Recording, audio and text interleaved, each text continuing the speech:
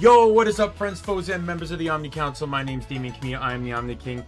Yeah, so I realized that about like 5 to 3, I really needed to run out and get something. So I pushed it back to 3:30, thinking I'd be back in time. I walked in the house at 3:30, or like a couple minutes past 3:30. So I had to push it back to 4 because it's cold out and I wanted to warm up a bit. I got some soup and some hot chocolate, and for some reason an orange pop I didn't drink yesterday in front of me. Hey, Lizreal. Now, before we get to the nitty-gritty of Chrono Trigger, I need to go over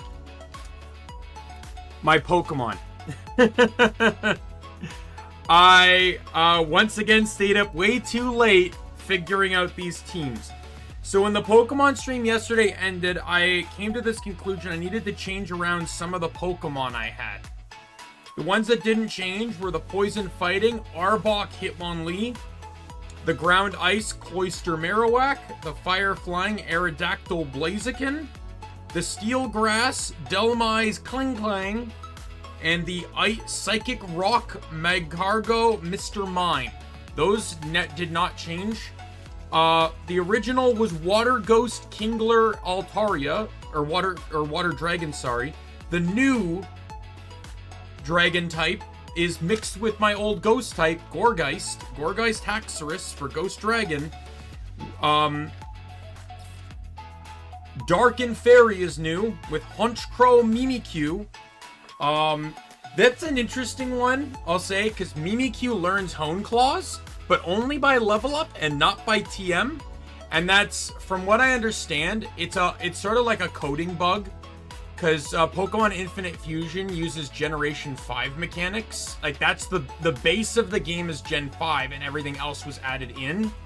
So any Pokemon from Gen 6, 7, or later that is put in the game doesn't have coding for any of the TMs that existed in Generation 5, such as Hone Claws. Hone Claws was only a TM in Generations 5 and 6.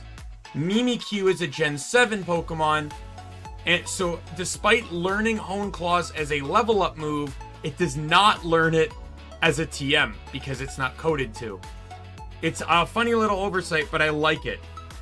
With Disguise, it effectively allows me a guaranteed Hone Claws at the beginning of every fight. Every fight, I get a guaranteed +1. I did this in my personal playthrough when I ran Mimikyu Magcargo. I was guaranteed a Shell Smash every fight because nothing can kill you in one turn. Unless it's like Skill Link 5-hit move, like a Skill Link Rock Blast or something like that. Very unlikely that you're going to die in one hit. The moment you hit the turn you hit the field. I'm not talking about like after setups and stuff. And so, you know, I get at least one boost up, and if they don't attack me, I can get more than one. Next is Normal Water. I was looking into the Moxie ability. I talked about this on stream. I forget who I was thinking for Moxie. But then I realized that Gyarados also gets Moxie as its hidden ability. And then I said, oh, what the fuck? I'll just pair it with Slacking. So, that's actually going to be a beast of a Pokemon, not going to lie. And then finally, Bug Electric. I'm using Light Ball Pikachu, and I came to the realization, especially after this last playthrough, that if I'm gonna have a Pokemon be like Omega level strong, they need at least some sense of speed to manage it. Like look at my Marowak Azumarill combination, where it was brokenly strong, but it wasn't really all that bulky and had almost no speed. So it was not uncommon for it to get 1 or 2 shotted, despite the fact that it could eviscerate anything in one shot. Unless it heavily resisted the move I used, it was probably going to kill. So I went with Pikachu Ninjask with Speed Boost. So that's going to be an interesting one. So that is the stab-only challenge. I managed to completely build my team, more or less, for the before the first challenge. I will say one thing, though. I modified and stretched the rules around starter. Granted,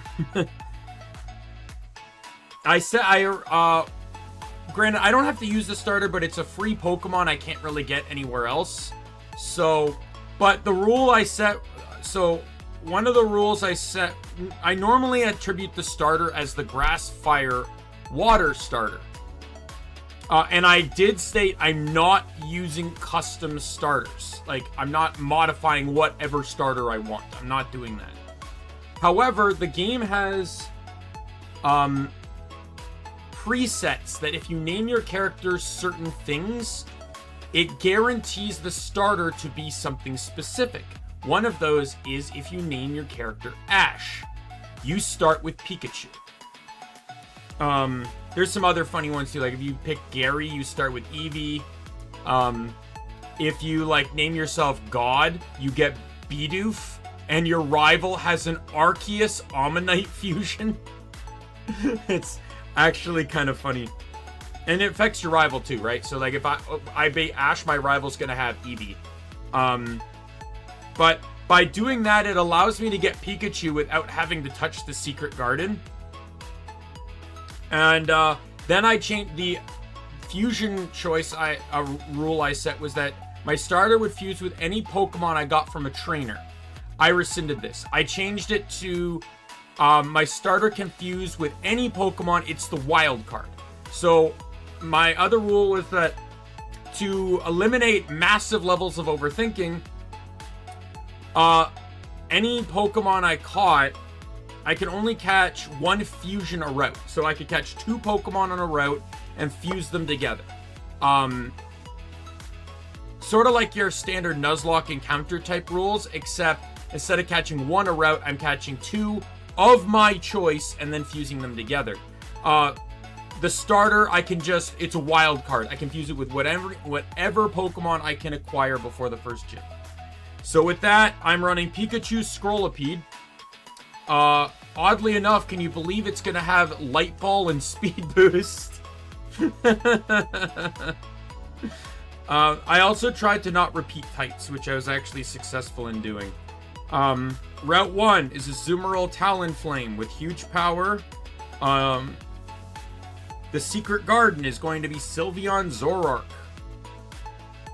Route 22 is going to be Nidoking Magcargo, specifically with Sheer Force, Life Orb, and Shell Smash. The bottom of Route 2 is going to be Beware and Altaria for a Dragon Fighting type. But I should mention too, Nidoking is Fire Ground, Pikachu is Electric Poison, Azumarill is Water Flying. Viridian Forest is Ghost Normal, and it is Persian and Delmise, because that's literally like the last options I really had without repeating. I think the option's still going to work, though. Decent speed, decent attack, so it should be fine.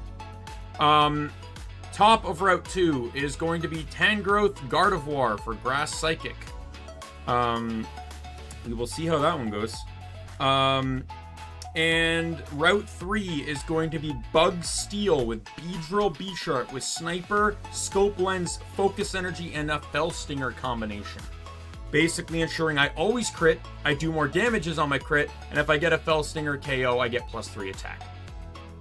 And I'm Bug Steel, which is one of the best defensive typings in the game.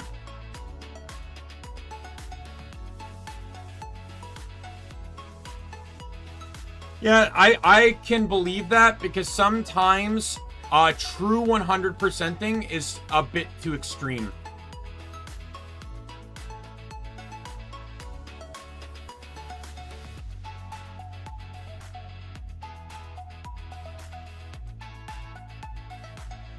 Like, I feel like it's one of those things developers have to think about, because it's like, I'm never going to touch arcade mode. Like I literally could not give any 1 or 2 shits about arcade mode. I don't really care for it. It's particularly not my type. I get personally, I love the game, but I get frustrated at some of the game elements. And that's when I have control over the game. Arcade mode takes all of that and then randomizes it into a roguelike. And I'm like, no thanks. I don't need that. Not at all. So, any achievements that are already in there, I'm never going to get. Unless I cheat my way through to get them. Which if I feel so desperate to do, I will absolutely off stream just put on an invincibility cheat and play my way through arcade mode. But it perfectly makes sense that, fishing is not something that necessarily... It's already a random element in the base game, much less in arcade mode, where it's an extra random. I talked about this within Gunfire Reborn. Sometimes there's too much random. Gunfire Reborn, you play as a character that has a particular type of build. However, generally, a character's build is split into 3 elements: gun, or mechanical. So it's either like gun, elemental damage, stuff like that. Your secondary, which is like your grenade, and your primary, which is your F skill. Well, when you complete a level, you get an ascension perk. But it's one of 3 out of 18 options. You can only pick one of 3 out of 18. You have no control over which 3 are there, but you can only pick one of them. And in the snow levels, you're only given 1. The last 2 snow levels, you get 1 and that's it. It could be something you don't want, don't need, or could potentially even be, in certain characters, detrimental to your build. The builds you have, right? Well, I guess you could always pass up on it, but... And then you have gun. Some guns are inherently better than others. Some guns benefit some builds better. Some characters require certain guns. The dog requires explosive guns. The kitsune requires fire weapons. The cat requires elemental guns. The white tiger requires snipers, right? Now, the white tiger has the ability to get snipers off of every boss on elite kill, but my point still stands. And then you have the inscriptions on the guns, which are also random. Some are way more broken and wanted than, others. And then you have the occult scrolls, which are the random upgrades that you can just get throughout the playthrough that affect the more minor things of how your character plays. There's like 7 stages of random in a single Gunfire Reborn playthrough. I've had runs that fucking broke the game. I think my most notable runs of luck, I can name 3. I was playing the Tengu, and I got so many skills that benefited skill use, primary skill use. And it just turned into a leap build. I just would leap, kill, get my armor back. Leap, kill. And I had an ascension perk that expended my armor to boost the damage. So I would leap, hit, break all my armor to do massive damage amongst all the other boosts I had. There was I had one where it's oh, do bonus damage when you're moving. Well, the leap counts as a motion skill. So there's bonus, so much. Do shock damage when your armor or shield breaks. Well, I'm expending all of it to hit. And then when I get the hit, I get all my armor back. So I got double skill usage. I got skill cooldown. I got so much perks on that. Another one was when I was playing the Rabbit Girl. I got a powerful fire sword, self-immunity to the burn of fire, the trait where if you ignite an enemy, you ignite yourself, and as long as you're ignited, you gain lifesteal. and then a skill where if you kill an enemy within 5 meters of, or 7 meters of you, you get 1 max HP. I had over, what was it, like 600 max HP. And when I beat the game, I had an item that halves your shield and HP, but gives you 2 auto revives. And I still had 300 HP. And I never used a single one of the revives, because I just had so much HP with lifesteal. That one didn't even matter what character I was on at that point, because it was also self-reliant on just the scrolls and weapon. And then another one I had was on the cat. It was one of the first times I ever maxed out an ascension skill, where you get 3. A single ascension skill can max out at tier 3. And again, every time you are randomly assigned the option of picking between 3 out of 18 skills. So sometimes it can be hard to get a tier 3. I've had playthroughs where I never got one. Probably a majority of mine never got to a tier 3.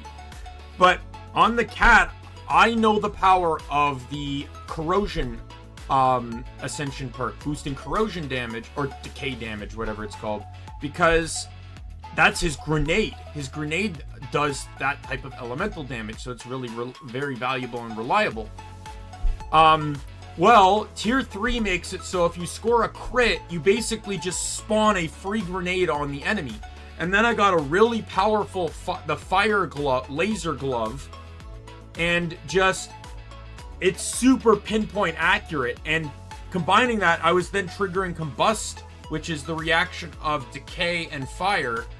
And I was just shredding enemies, shredding them. The final boss didn't stand a fucking chance, because I was just shredding him.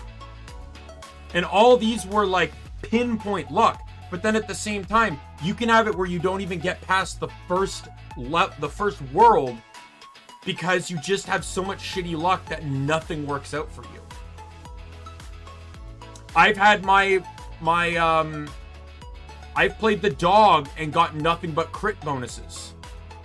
That doesn't help me, because, like, I guess it would benefit more on the dual wielding side, but if you're trying to build explosive, well, most of the explosion weapons can't crit. Right? So, too much, like, I long-winded explanation, but sometimes just too much luck is too much, right? And, going into Grindia, it's like, yeah, why make an optional luck-based thing in what is, you know, give or take an optional mode, that is just already filled with randomness? Why tie an achievement to that? Sort of like in, like, Call of Duty, they had their Easter eggs in the multiplayer maps, and they were always fun for people to figure out. Then they put achievements to them, and they were just as convoluted as they were before, but now you need to do them to get to perfect the achievements. And they're not, and they're one of those things where it's like a single screw up, you know, screws you over. Because I remember watching some, like, people complete them in the past, and, like, some of them require you to get to, like, wave, like, 20 or something like that. So, like, there's I've never really played zombies, so I can't say whether wave 20 is easy or hard. But what I can say is it's a time commitment, and if you die, you have to restart.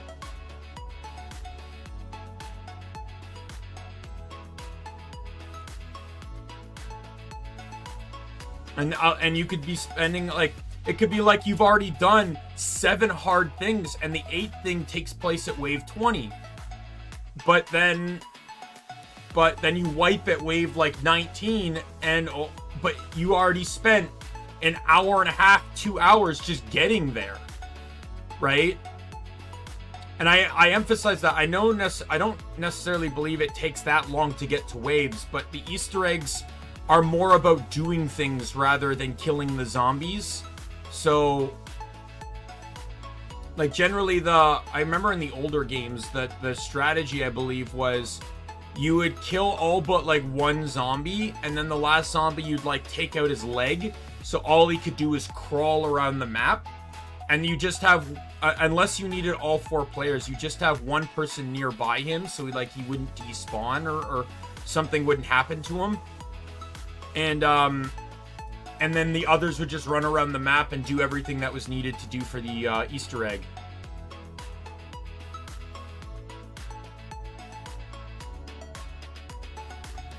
But like at that point, it's just like, to me, it's kind of dumb.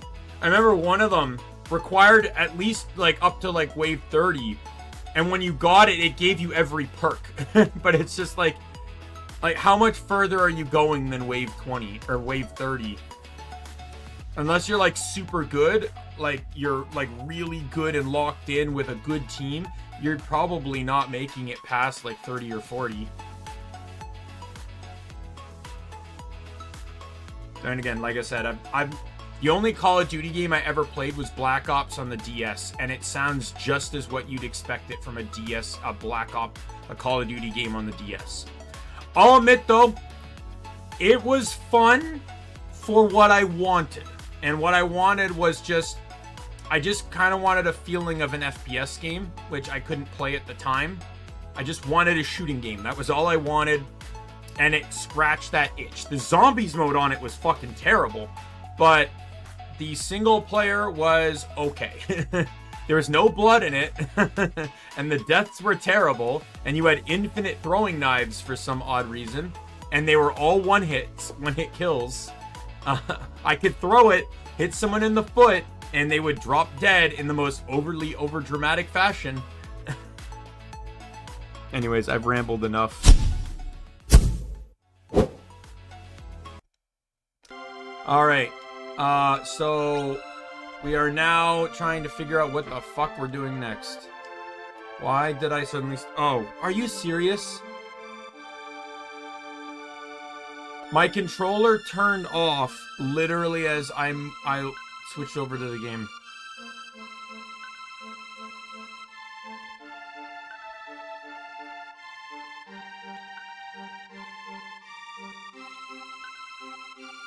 Alright, so we've entered into problem number 1, which is I have no idea... Oh no! I think I had a clue, right? The bridge got rebuilt, and he said something here.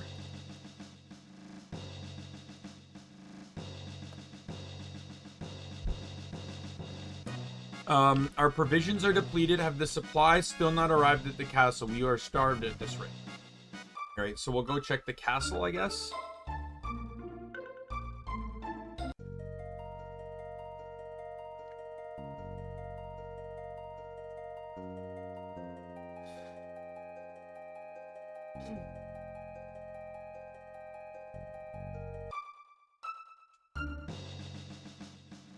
Oh, who goes there?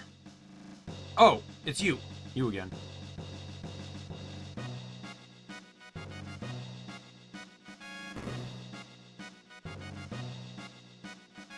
Lord Chrono, the great hero, has appeared from the very pages of legend. He arrived not long ago. He left to meet the king.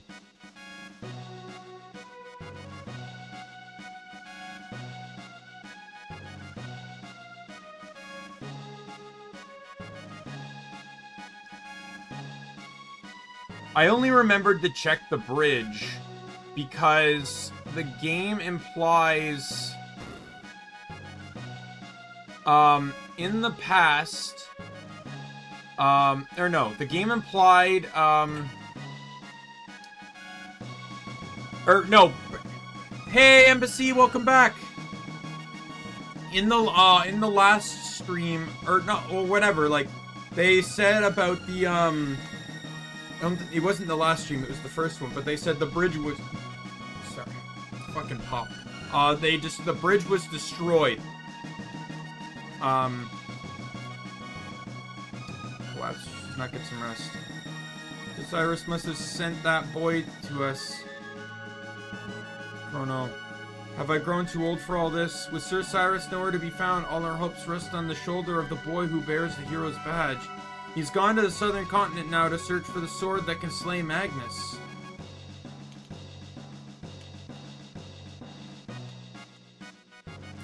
Don't worry. To be honest, I didn't stream for very long, only a few hours, because I, that day, so I went to sleep at about 4 in the morning, and then had to wake up at 8 in the morning for a job interview, and then got home, and I was just not, I was tired, and I just did not have the energy. So the 2 hours we got in the stream was like, I think it was fine. No offense, though, I don't think we're getting Pokemon Infinite Fusion length streams. I'm really glad, though, that I wrapped that stream up in 3. You know what I realized, though? In my original playthrough of Infinite Fusion before I even started streaming, I never actually got all 16 badges. Alright, so I guess we're just checking all over the place.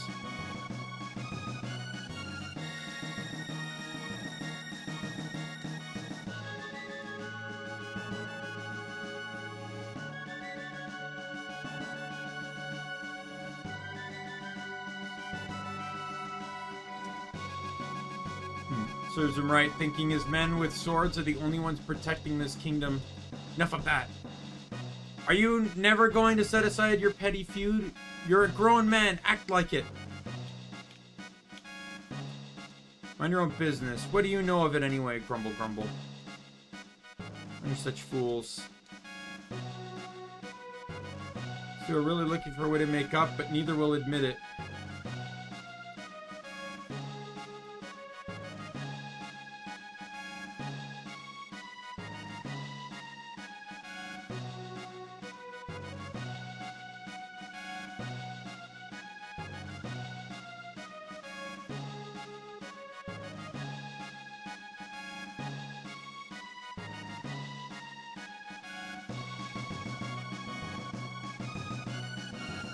Oh, here we go. Wait.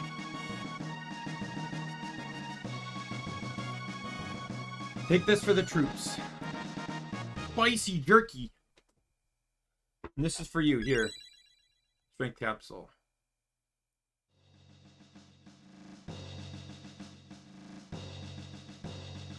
I did see one where I went to the kitchen and he refused to eat and left. When you see that fool brother of mine telling me you'd better come back alive.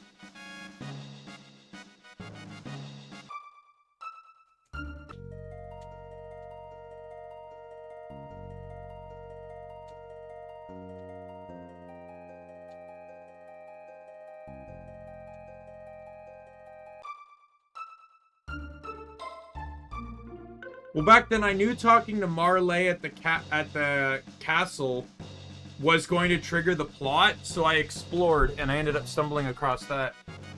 Lord Chrono, where? Food, he brought us food. Brother, I see he saved us all.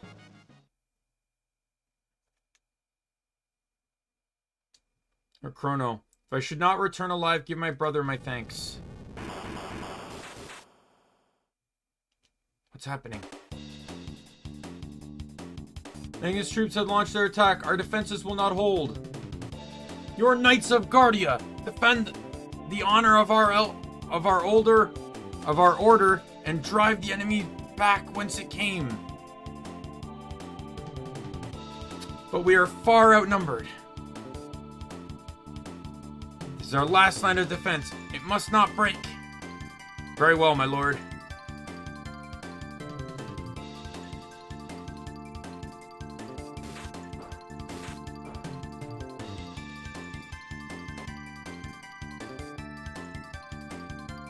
I'm Ozzy, one of Magnus's 3 generals, and to his enemies I grant death. Go, my children, take them to their graves!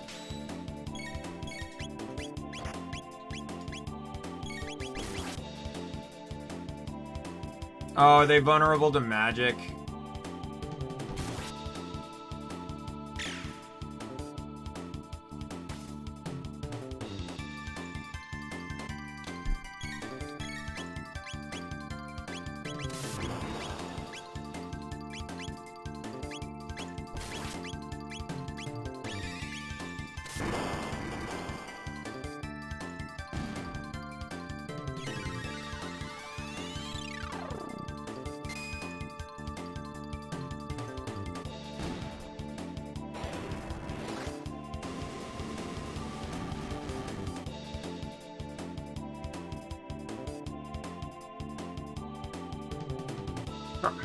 Stronger than I thought.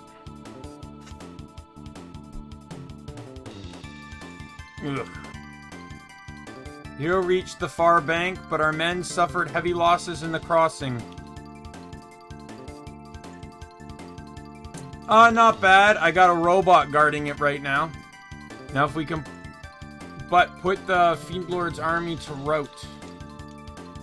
It seems mere men haven't the strength to stop these fiends.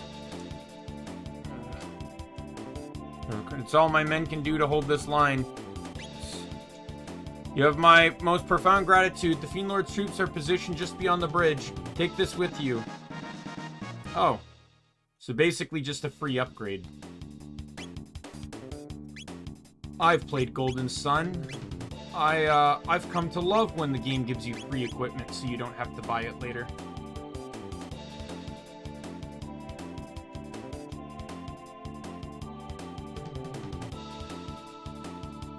Wait up already.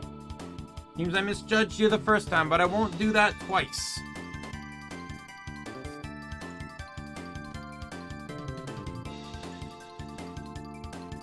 Slay them all! Lightning. Fire. Ice.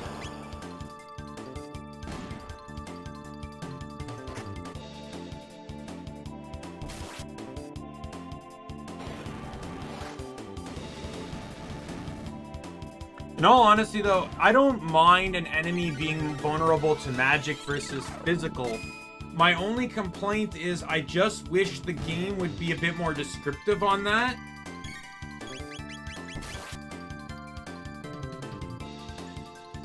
Because sometimes it's like I have to waste a turn. Like I've had to waste a free turn throwing out an attack to do 6 damage and then realize, oh, I actually have to use magic here. Drat.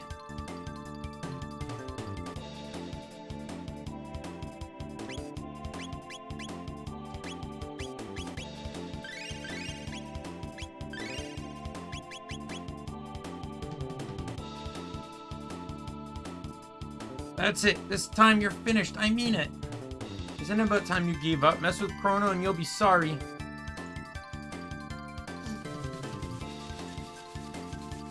The skeletal fusion.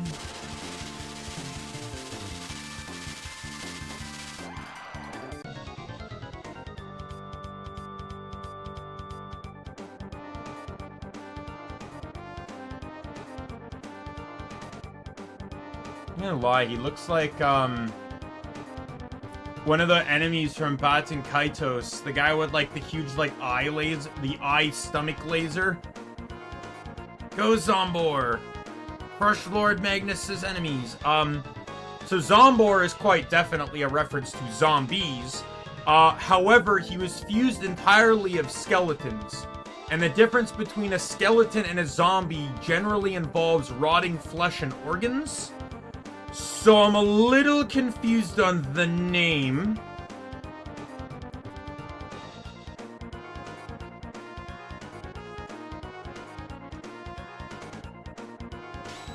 Like, when it comes, like, what I mean by magic is like the game tells me with a star icon, hey, this is magic. You know, it'd be cool if the enemy, when you target them, has like a star icon on, like, on them, above their head or something, and it says, hey, like, identifying that, hey, this enemy's more vulnerable to magic. Okay, so do not use fire, or do not use ice, was it?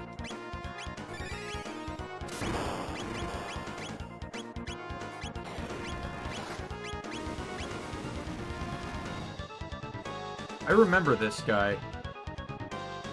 Not from this particular fight. I remember, there's one fight in the speedrun I remember, and it's against, I remember it was against an enemy that did this.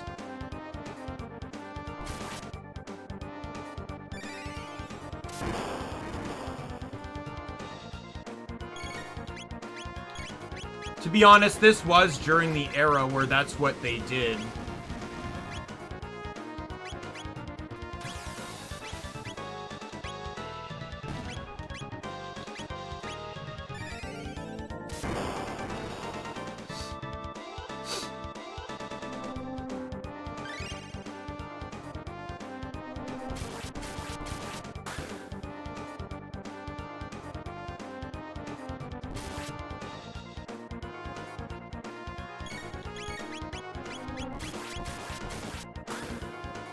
Chrono's dead. Because yay!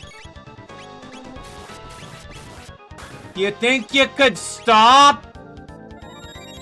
God damn it all.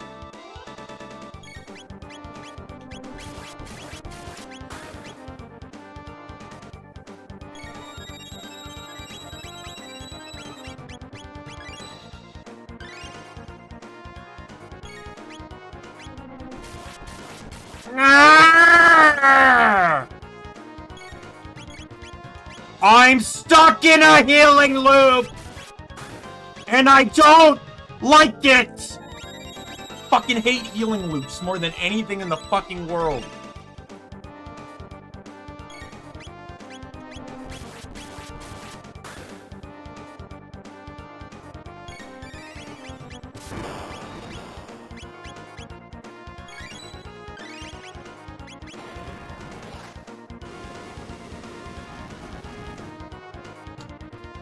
Oh, this guy,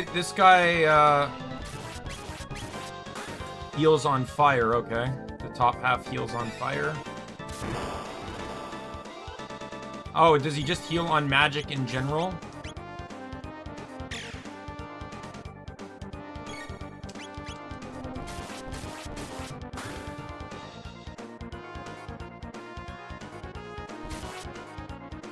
Or is he vulnerable to ice, maybe?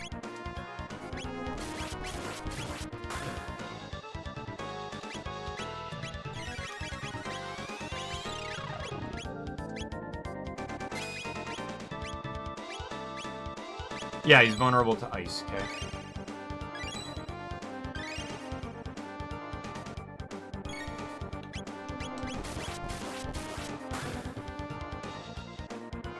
So I'm assuming this guy's just kind of the inverse of the bottom half. So the bottom half is weak to light and fire, and the top half's weak to dark and ice.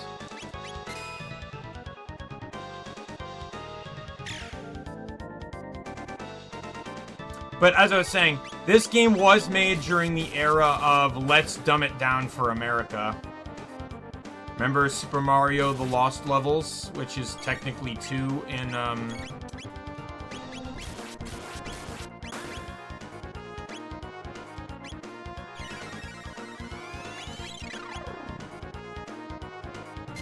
in Japan. And then they just took an entirely different game and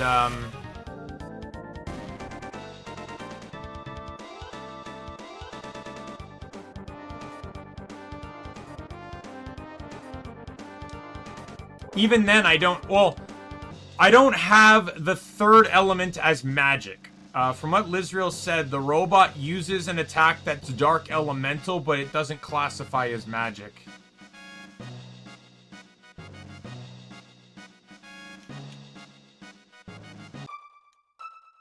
There's a nice bed at the inn, along with some products at the market that I can buy to heal.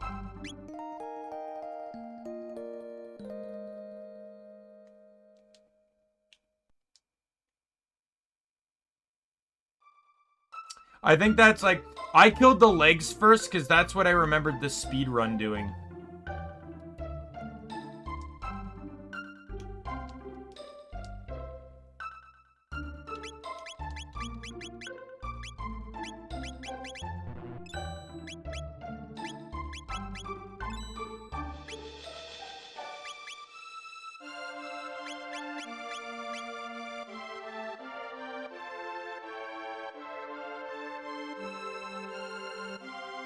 I guess.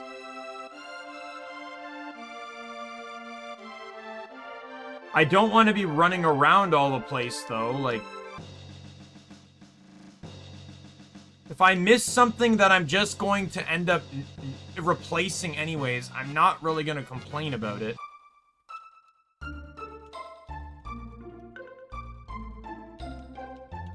Like, for example, like, I got the helmet from Embassy. Embassy told me about the item that was the helmet. I don't mind getting that, but if I missed it, it wouldn't have been the end of the world.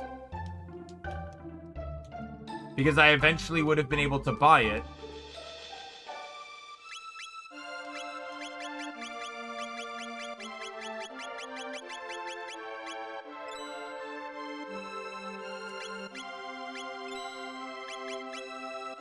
And it didn't involve leaving the map I was on. That's another thing.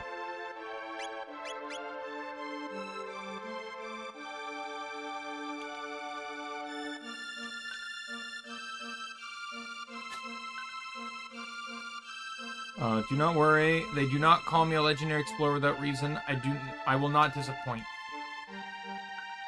Well then, now that business is settled, I think I'll go take a drink down the road. It sits on an island to the east.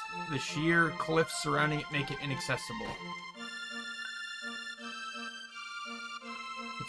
It's said only the ancient sword, the Masamune, can slay the Fiend Lord, and only the chosen hero of legend can wield the blade. Isn't the Masamune the cursed blade in lore?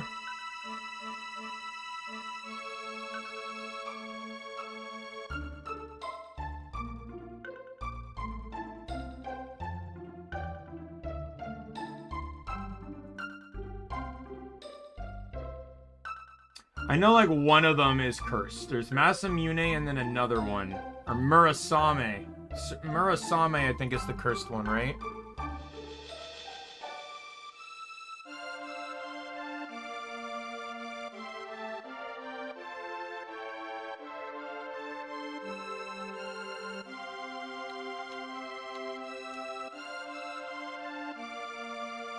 So we could make prismatic armor to guard against magic, yet I worry I may have misplaced my trust in the young man.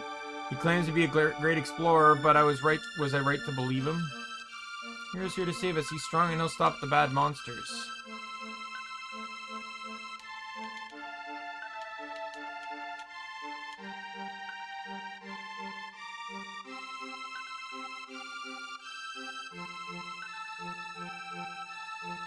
This is I'm not to play outside because it's dangerous with all the monsters. So bored. The truth that His Majesty suffered injury. Oh, what will become of us in our kingdom now? They say the Fiend Lord is a master of the arcane magic of old. The cantrips of his fiends are nothing compared to what he wields. Oh, where could Sir Cyrus be? Surely he hasn't deserted the kingdom.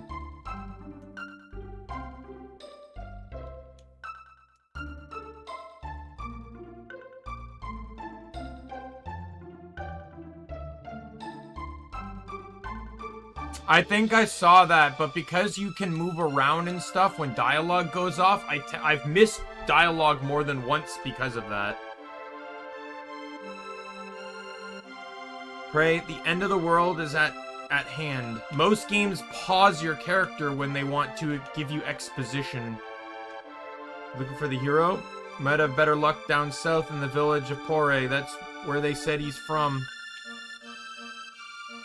Many people visit inns. If you're searching for someone, inns are a fine place to ask. By the way, did you know the whirlwind energy will dissipate if it's hit with a wind slash? Nature is a way of balancing things out. Hello. How have the days treated you? Got some information for you if you care to buy me a drink.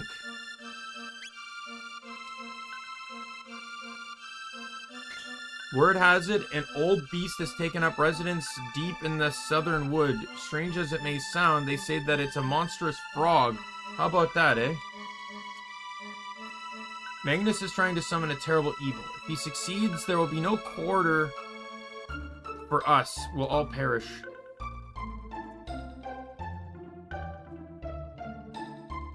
That's why I mean to keep hiding in the bottom of this mug.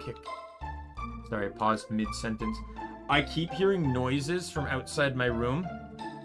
I have to pay attention in case my roommate's coming home. Now, he should be working all day today. Probably won't be home until, like, after 9.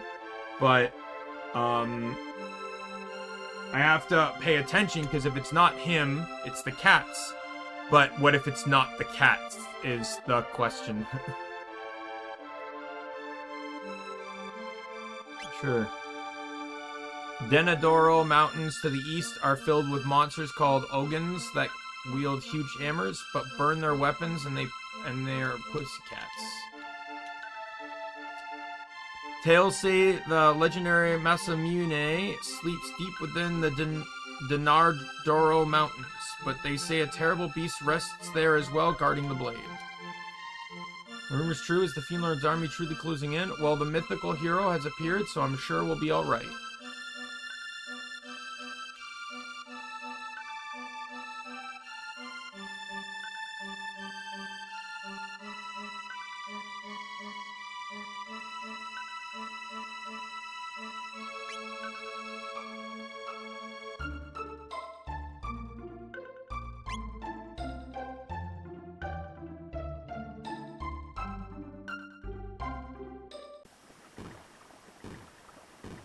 Might as well go get that armor you mentioned, Lizreal.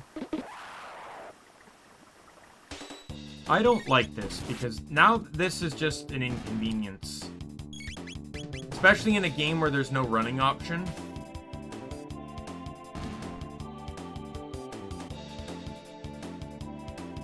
It's pretty much like Chained Echoes at that point, but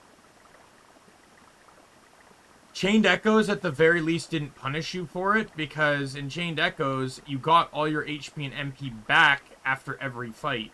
HP and TP was all recovered at the end of every fight. Is there? I didn't see one. I see fight, skill, and item. Oh, right. I forget about that.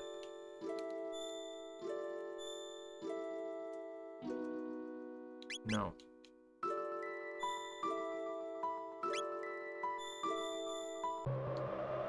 You're right. I just forgot, because this is not where I want it to be.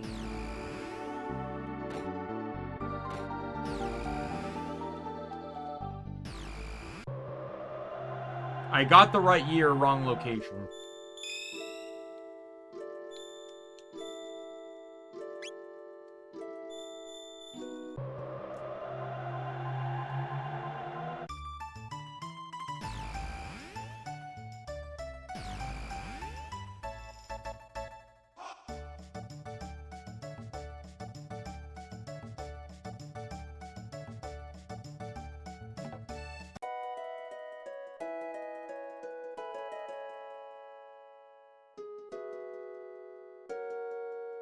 I just like the idea. It's like, oh, a robot that leads to a purpose, but that purpose is conveniently,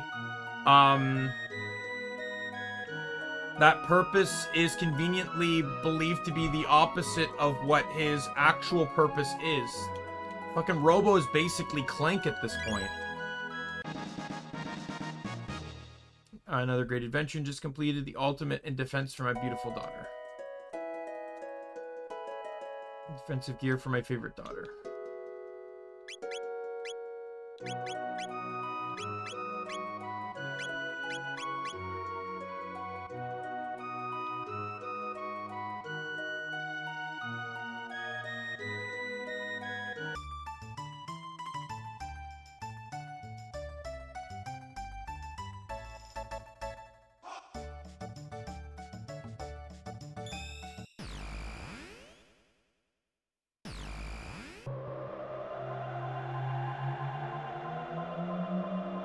Yeah, that's good.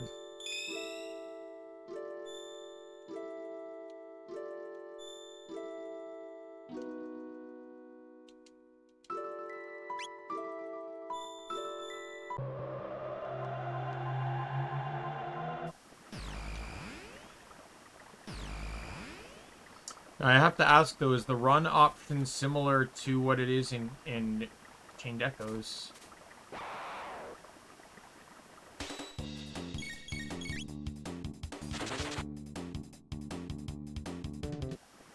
It is not. Good, it's better. Chained Echoes, the fights were mandatory. If you ran, it put you back in front of them, so if you needed to get past enemies, you had to kill them. Running wasn't a progressible option.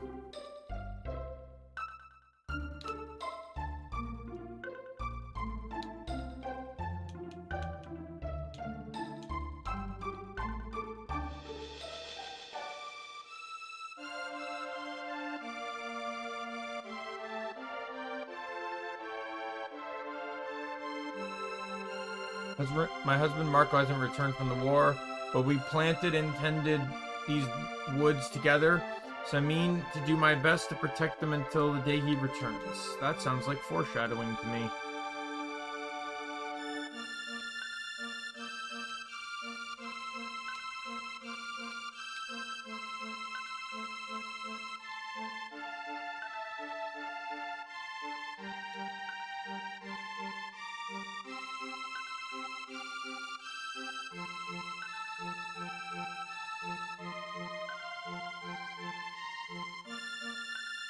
Oh.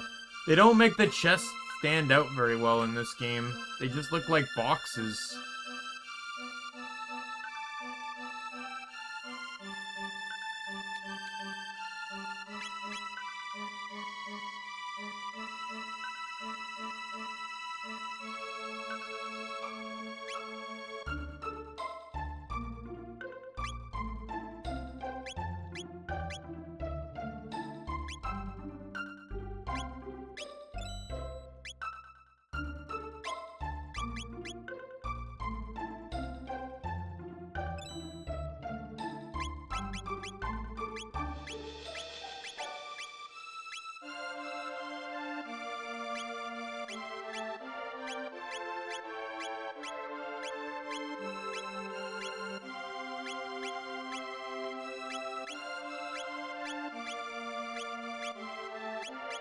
See, now it basically I didn't even need to go back.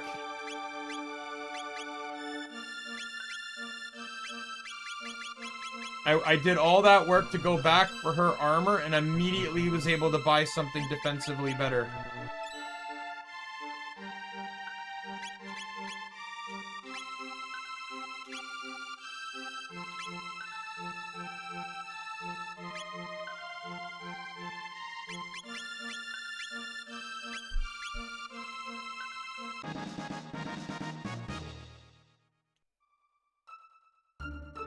Armor can join the fight against the Fiend Lord.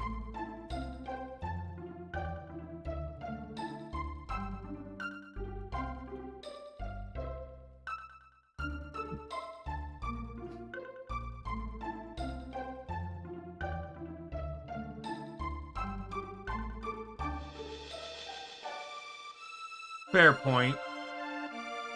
I'll just make sure to, but knowing that information doesn't hurt anyways, because at the very least, I'll just know to check in with her dad every so often. Now, I don't think this is a dumb question, it's just more for the information. Is that piece of equipment you get exclusively equipable by Luca? Like, say, for example, I get it, but Luca's not in my party, my active party. Could I put it on? Is there any other character that can equip that, or is it just Luca? Like, could Marley equip it, for example? Okay.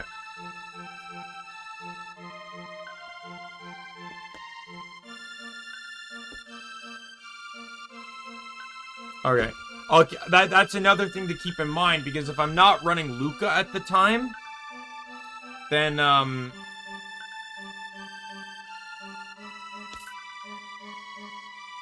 I know, that's why I asked. I was wondering if it was one of those woman-only armors.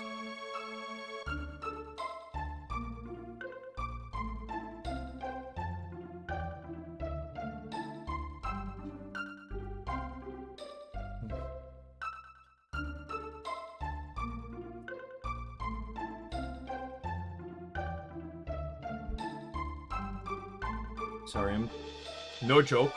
I'm so dehydrated. I've barely just been drinking, like, anything these past few days. Outside of, sad to say, but, like, because I've been so tired, I've been having, I only drink one energy drink a day at most. Never more than that. But I know energy drinks dehydrate you, and I've barely been drinking, like, much of anything else in a day. So I'm, like viciously, like, my lips, like, I can feel it. Like, I'm licking my lips a lot, and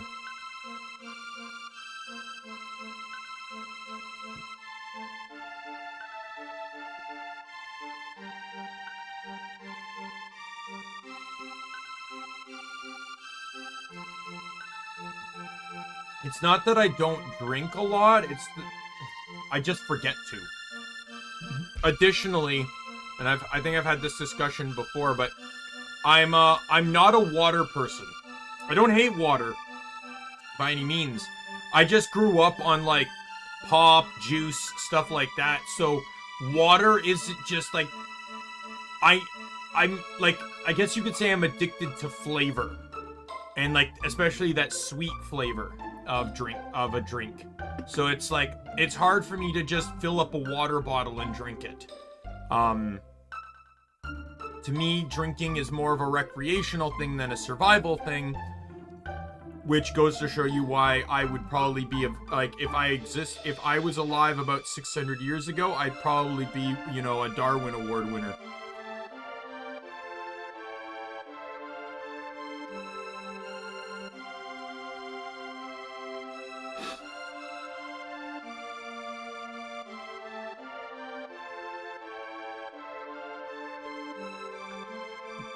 I did buy some cranberry juice though, so.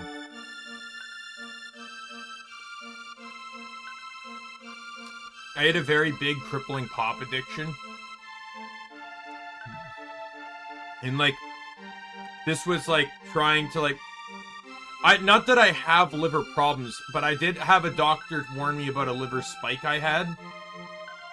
Now, to be perfectly honest, I was going to the emergency room for abdominal pain. It was nothing serious, but I did have to get morphine for the pain. I was literally told, what was it? I forget what he specifically called it, but it's like, sometimes when you're digesting food, when it moves stuff through the intestines, there's certain points in the intestine where like there's a nerve of some kind, and like if it gets impacted, it hurts like to the same degree appendicitis does. And that's what happened to me. Like it was like cripplingly painful. It's one of the most like I've not had many painful things in my life, but it was like it hurt to move and stuff, and like I had to get morphine for the pain. Like that's how bad it was. And all it was, because it was basically sort of like a bruise type situation.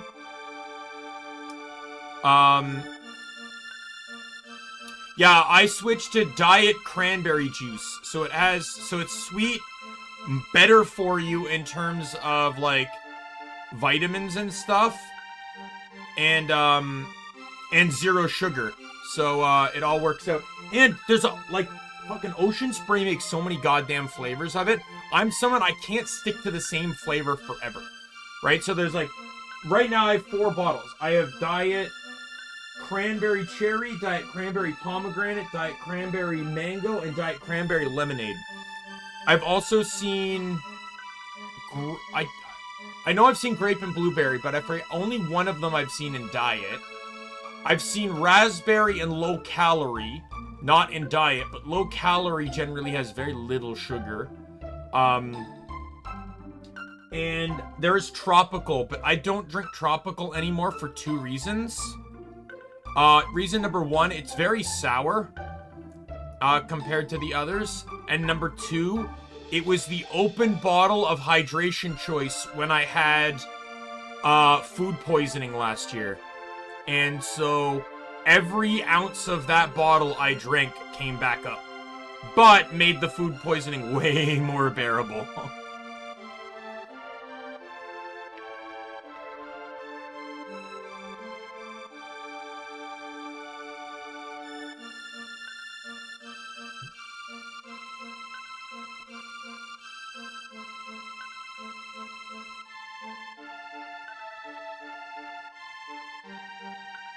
For me, though, I worked at a retail store that sold pop very cheap. So that didn't help my pop addiction. No joke, like, not only was it very, like, my average day was not only, like, spending way too much money, but, like, no joke. My average day would see me spend up to $10 on snacks and beverages. And I'm talking about like candy bars, you know, stuff like that, and pop. And then I'd go out for lunch, spending anywhere between $20 to $30 depending on where I went, like, you know, McDonald's or something like that. So it's like, then I'm getting like burgers and stuff. I'm getting like a large pop, right? Like I was like consuming the carbs, the sugars, like all that stuff. I'm really trying to cut back on that stuff, but my palate is so shit that, like, if I have even just the slightly off spice, it's gonna give me indigestion later. Like, I had something with hot sauce earlier today. I had some wraps I added Tabasco to, just standard Tabasco sauce. I had to take Pepto-Bismol before it and have it with a glass of milk, just to ensure I potentially have some guard against indigestion either later today or tomorrow, early tomorrow. I used to have to take Zantac before they banned it, and before I had anything to do with that kind of spice, or else I would spend the next day at work in the bathroom for like 30 minutes to an hour.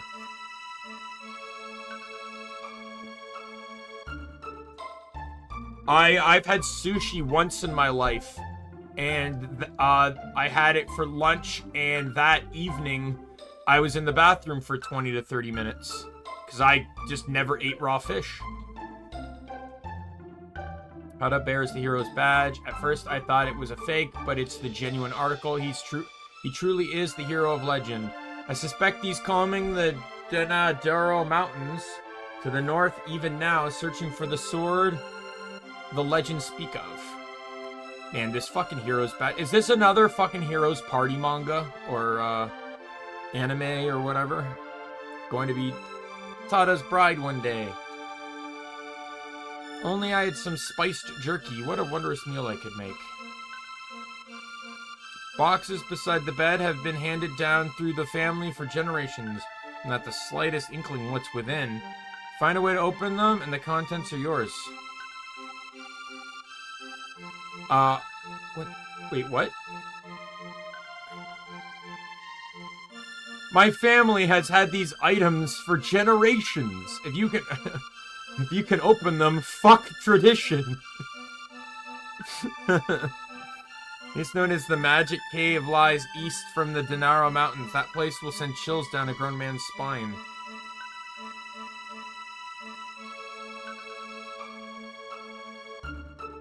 Here's something about spiked jerky, so we're gonna go see if the chef can give us more.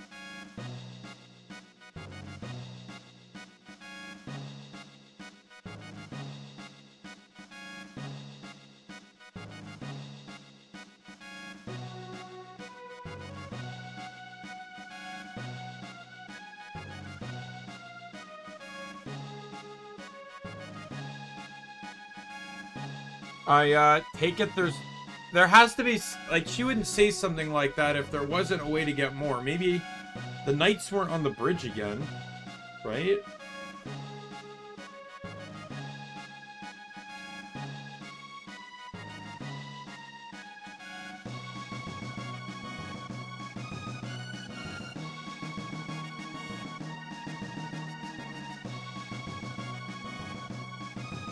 A war is going on. Our entire army is fighting. Let's make sure to only install 4 beds, though.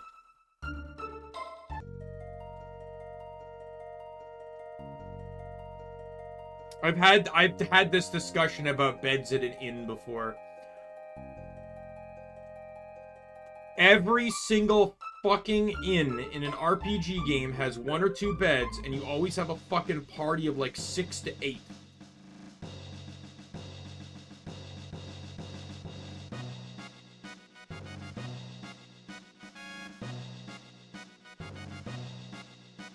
Usually at least a quarter of them are girls.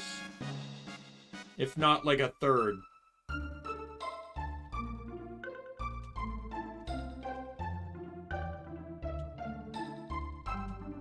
Additionally, most inns seem to only have like...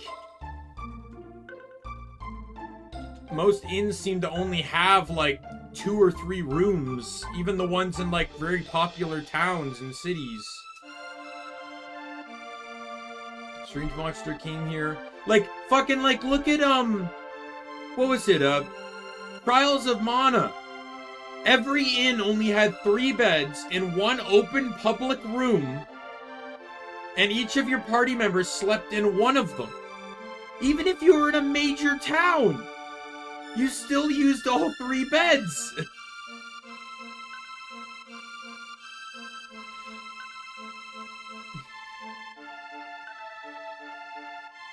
A strange monster came here drinking not long past, mumbling about Queen Lene this and Masamune that. Sure he was an ugly frog, man. I will say is, once I get a job, there's 3 games on my list that I want to buy, and they're all $80 games. I've been waiting. I want to play fucking Ys 10! And then I want to do Visions of Mana. And then there's another game from NIS America that,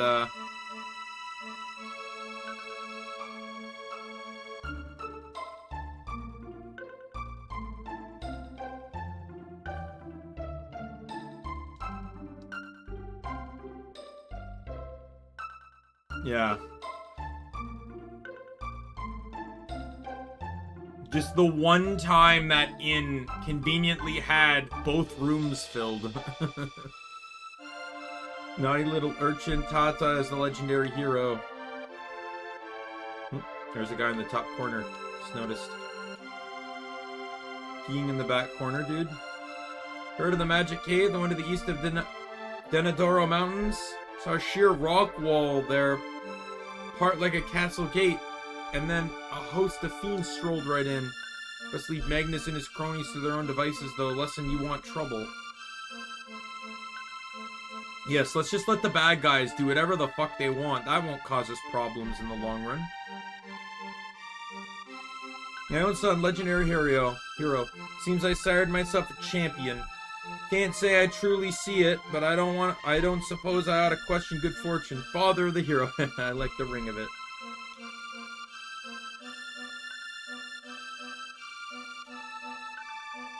Grandson's a great hero. That's from my side of the family. Hee hee hee.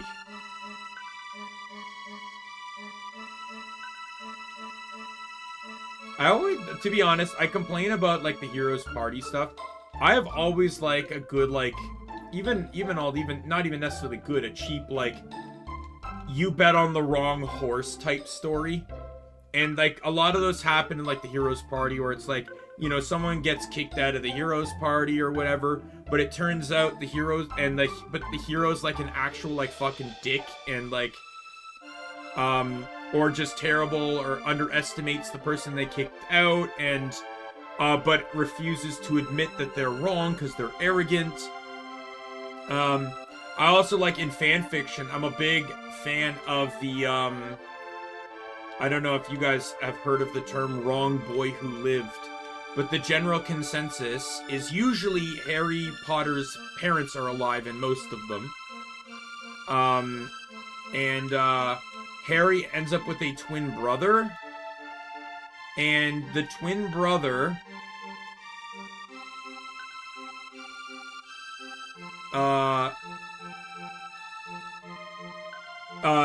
for some reason, he gets denoted as being the boy who lived, but it's actually Harry, but no one believes it. You know, there's variations where Harry is believed to be a squib, so they send him to the Dursley still, or he's just viciously neglected, or, you know, and in most of the stories, his brother turns out to just be this arrogant, narcissistic dickhead.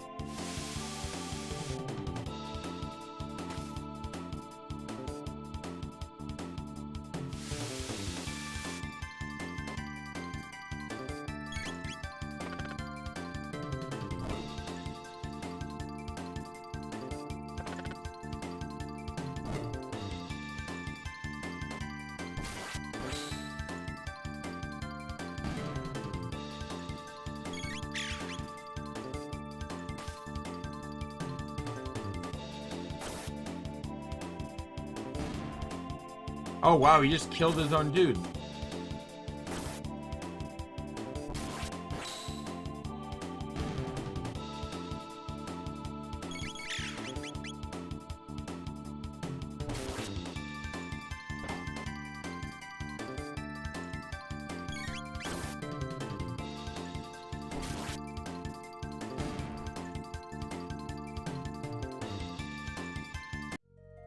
I'm fine with that because it means next time I don't have to fight the frogs.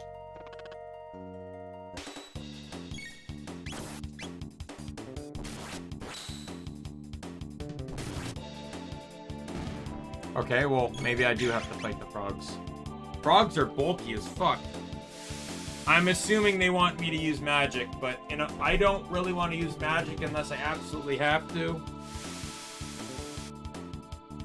These guys don't do enough damage, nor take so little enough damage that it warrants me to have to spam magic on them.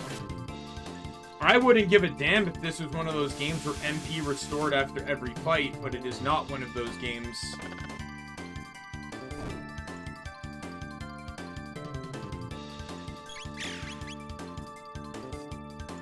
To be perfectly honest, the snake probably still would have died by the end of all 3 of their attacks, so I don't think it really would have helped much more anyway.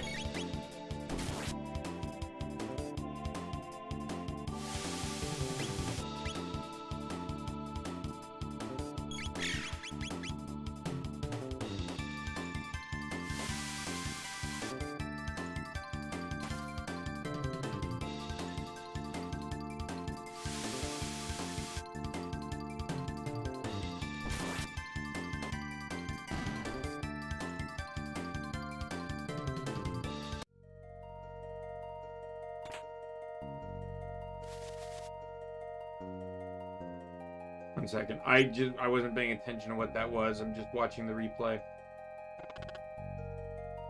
Oh, it's just a shelter.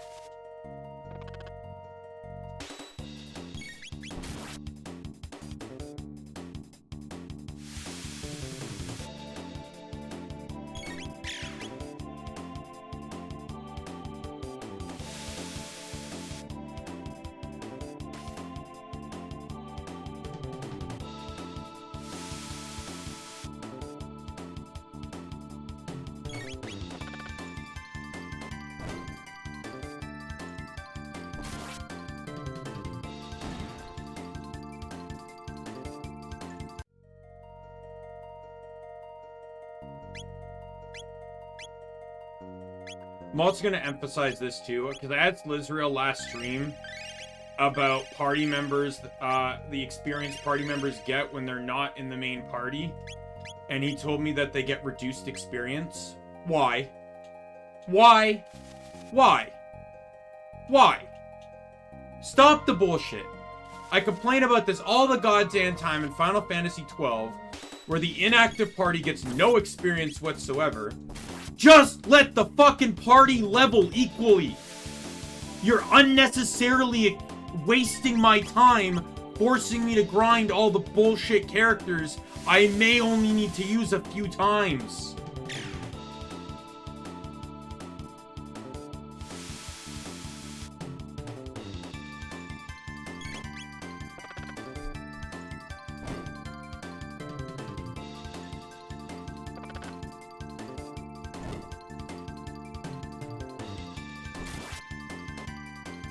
Baten Kaitos forced you at least once to use every party member. One of the party members, you still didn't need to gear up, because the one time you were forced to use them didn't actually require you to actually use anything specific about them. It was sort of a fixed encounter battle.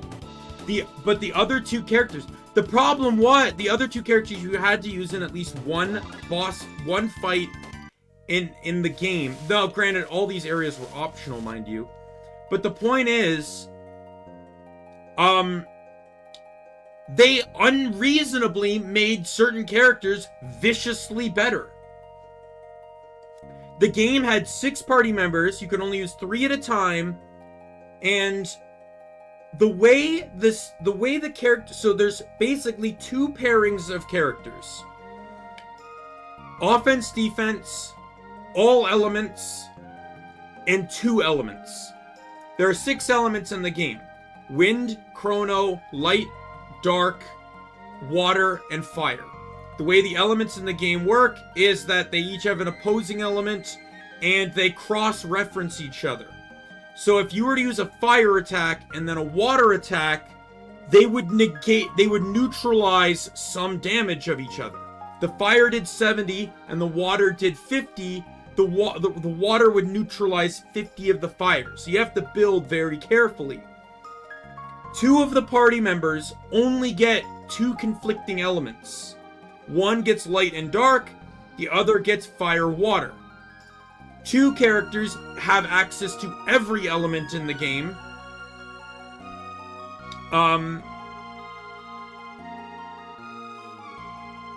So you can, but they're basically interchangeable.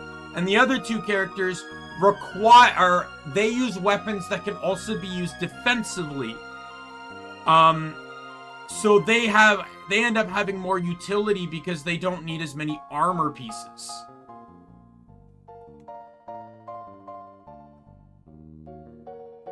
I understand the not ignoring, but if the whole point is to show off dual techs and multiple endings and which probably involves the use of different characters, like, the thing is, the point I'm making here is, by not making all characters level equally, you are effectively forcing me to have to stop and grind up previous characters to ensure they are now equal level to the rest of the party. Eventually, Robo will fall behind in levels. If I come to a scenario where I need Robo, I now need to stop plot progression to put him in the party and level him up to everyone else. Which, under the current circumstances with only having 4 party members, also means that the other 2 I pair Robo with will eventually end up over-leveled. The whole system is imbalanced.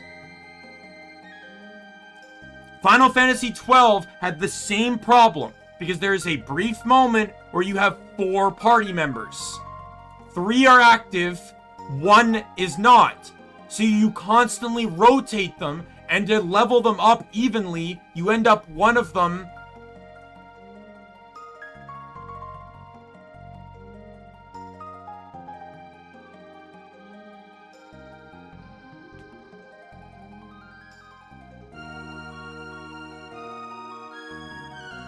by reducing ESP on the other guys. It makes people want to even them out manually. Yeah, but instead of doing it as you suggest, said the game encourages you to swap. But there's other ways. There can be other ways to encourage than this. This is just a grinding mechanic. That's all it is. Like, you say no grinding, but it's a grinding mechanic. Pokemon used to do it before they included the EXP all. Before Gen 6, when the EXP share changed. 90% of most people's Pokemon games, or maybe not 90, maybe like 60% of someone's Pokemon file was just leveling. Was going out into the grass and grinding up your Pokemon. Because you could only get experience on 1, maybe 2 if you use the experience share or pullback training.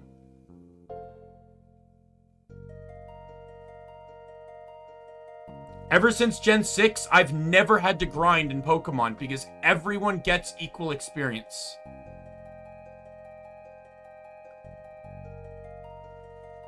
Well, I'm not going to disagree with you. Obviously, you know more about the game than me. But I'm just saying, at a surface level, I don't like this mechanic. At a surface level, I don't like it when party members in reserve don't get equal experience to those in the front, in the active party.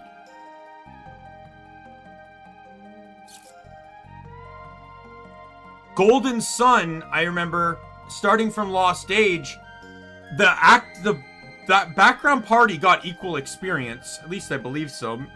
Maybe slightly reduced, but it never felt like enough to restrict my party. I never had to switch around my party. But Golden Sun also had the additional benefit that if your initial party wiped, the second party would come in. So you basically had 2 waves of fighting. If the first party died, the second party had a chance to bring it around, which mechanically was actually very good for certain fights. Like, I remember exclusively using that mechanic against Dullhan in Lost Age. You start out with fire and earth adepts, summon Daedalus like 3 or 4 times, maybe 5, and then you just fight until Dullhan wipes the party, come in with your wind and water adepts, and just have everyone fucking spam Eclipse. All you have to do is stall out 2 turns, and then all the Daedalus missiles come in and just fucking hit the guy that has 10,000 HP for fucking or 20,000 HP for 2,000 each. Each Eclipse summon is doing like $1,000 or so. It trivializes one of the hardest fights in the game. And it utilizes, that's one thing. I'll say, actively speaking, Golden Sun's mechanic of if the first party wipes, the second party steps in. Even Final Fantasy XII pretty much does that too. If your active party dies, it pops the menu and makes you replace them. This game, I'm not going to talk about it with this game because technically speaking, the other party members are not with you. Right? Robo right now is not standing beside me. Robo is in the end of time. So this game actually has a lore reason as to why something like that can't happen. But I was playing Chained Echoes, and plot-wise, there were 8 party members. But side quest-wise, I had 12. And when but regardless of that, technically speaking, all 8 to 12 characters were with me at one moment. But if the initial 4 party members died, game over. And that's bullshit to me. Canonically speaking, everyone is present. Everyone is there. If 4 people die, it is not a game over. There are still 8 people to fight. I hate that it's so, what's the word I'm looking for? It's like a continuity error. 4 people out of 12 lose, so it's game over. Replace them. There's 8 other people waiting to fight. Even technically speaking, canonically, it's like you have 4 people fighting and the other 8 are on a smoke break. Fuck off.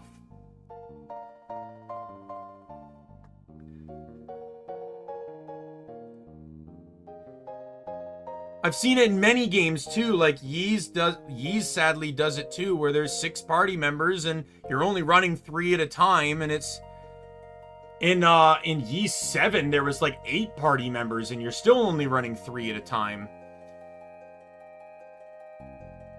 I understand there's a systematic limit. I loved RFL. RFL only had 4 party members, but all 4 were active in the fight at once.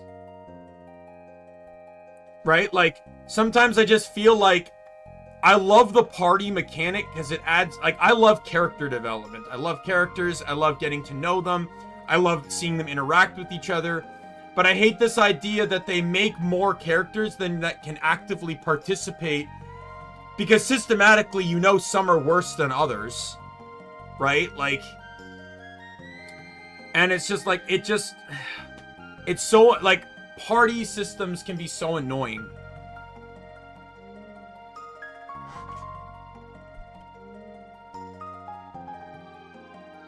Especially status characters. Many games don't do status characters well. Some do, Chained Echoes did. RFL did. Games Stick of Truth, South Park Stick of Truth did. But Final Fantasy XII didn't. Why the fuck am I gonna poison an enemy when I can kill them in 1 or 2 strikes? Why? Poison's not gonna do anything. Also, every boss in the game is immune to poison. So why am I going to waste time poisoning? There's like 14 status effects in that game, and most bosses are immune to all but 3 of them. And even then, most bosses are still immune to some of those 3. And every late game boss is just immune to all of them. Why do we have statuses in a game where the normal enemies are too easy to kill to be worth statusing them, but the late game enemies and bosses, but the bosses are just straight up immune to all of them to the point that there's no point in using them at all? I don't understand why I can't poison a boss just for that little bit of extra damage.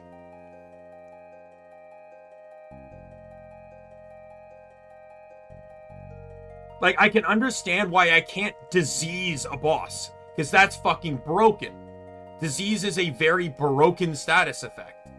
But, like, I don't understand why I can't blind... Like, if something has eyes, I should be allowed to blind it. If something casts magic, I should be allowed to silence it. I'm not saying 100% of the time. Give it a resistance, right? I'm not saying that an enemy can't be... I'm not saying a boss can't have more resistance to poison than normal enemies, but they should still be allowed to be poisoned.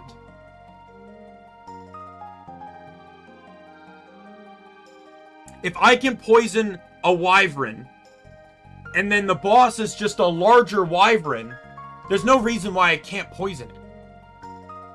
Unless it's poison themed. Then I can understand poison immunity. Right? There's no reason why, if any creature can bleed, there's no reason why I can't inflict sap on it, because that is effective. The spell is called bleed! But if it's like a golem, of course it can't fucking bleed. Make it immune. But I can bleed the normal enemy golems. Like, no one put logic in all of that. Like, I love attritional status damage. That's why Guild Wars 2 can be so much fun. Because Condi builds can really stack up after a point. It can be really fun to just, like, damaging, like, you got Torment, you have Bleed, you have Poison, you have Burn. Right? Like, it can be so much fun, a confusion on some, to just stack these statuses. It can be so much fun to just watch the health tick after just doing about, like, 3 skills. And even in, like, Chained Echoes, like, Poison and Bleed aren't game breaking, but they help. Right? If my characters are doing, say, like, 400 damage in an attack, and you know, I use a bleed attack, it does about, like, 200, but then every turn they're taking an additional, like, 250 on bleed damage, then that's great. Like, over time, that adds up. Especially if it's on a character that doesn't, like, normally do a lot of damage.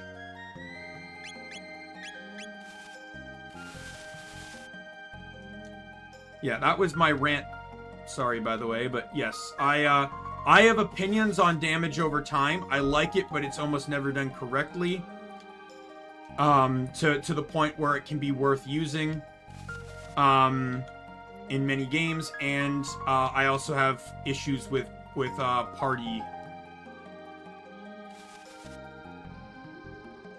parties and stuff.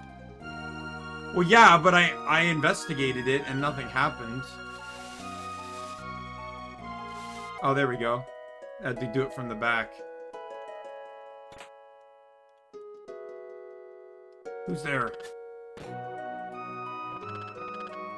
Ah, Chrono, what brings you here? Come to practice your swordplay. I've just kind of come to rob you blind.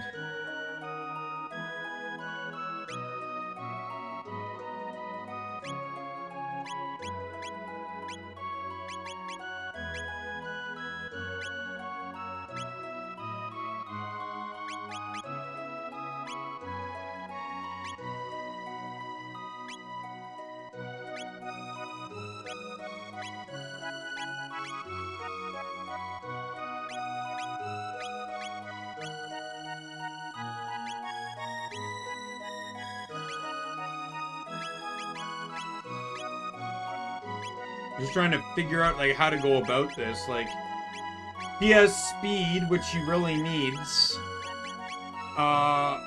She has accuracy, which helps with her damage, but they both have very high magic, and I don't know, we'll hold off on it for now.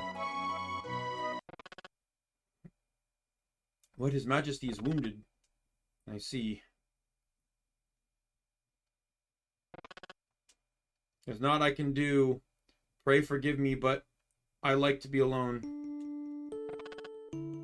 No, I am no hero. There's naught I can do to help.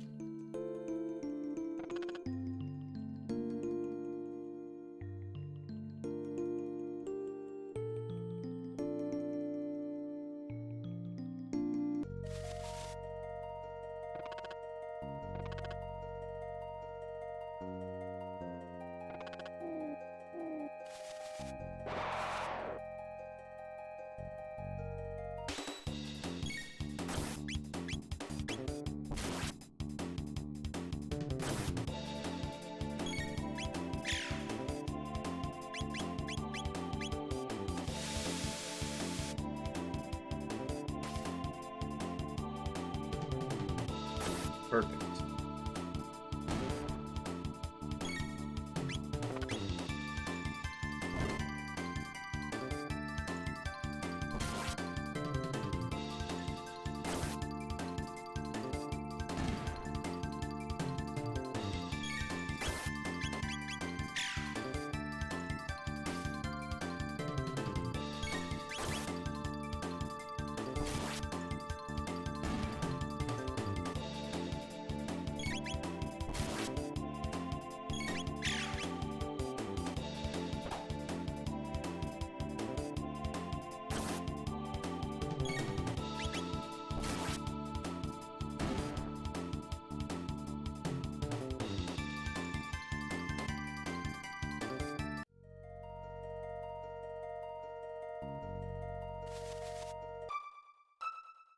Do I go back to the king now? I guess?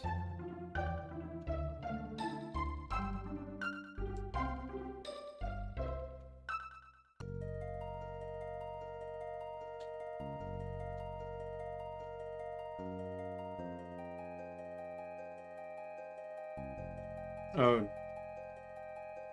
I'll have to look for those. That was the one place I couldn't seem to find.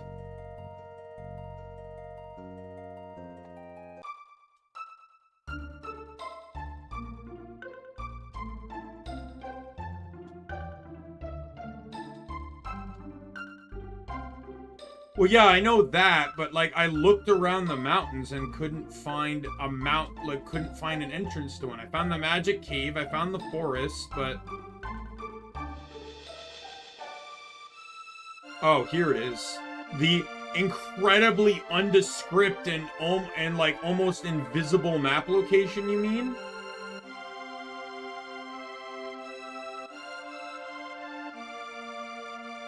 I talked about that in the last stream, how there was an area that had a door that you almost couldn't see.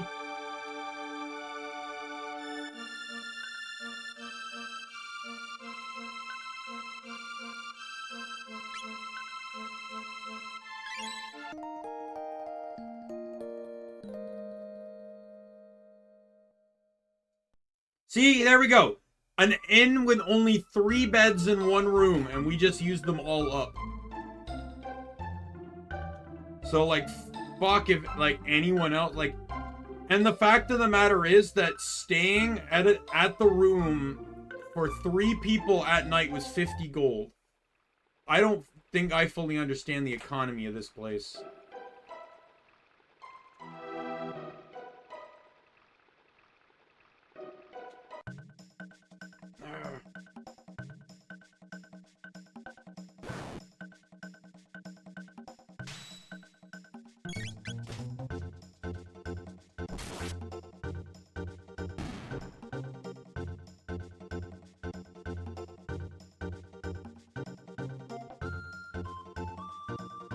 Terrible place. You best run away while you can.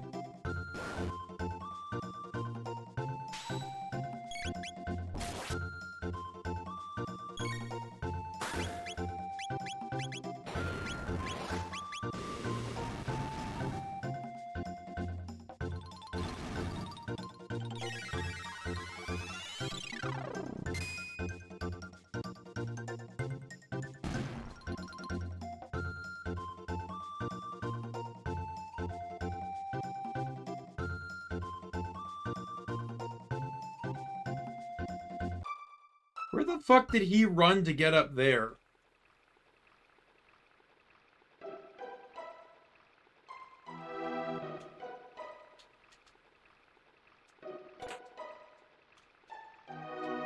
And where the fuck did he go from here?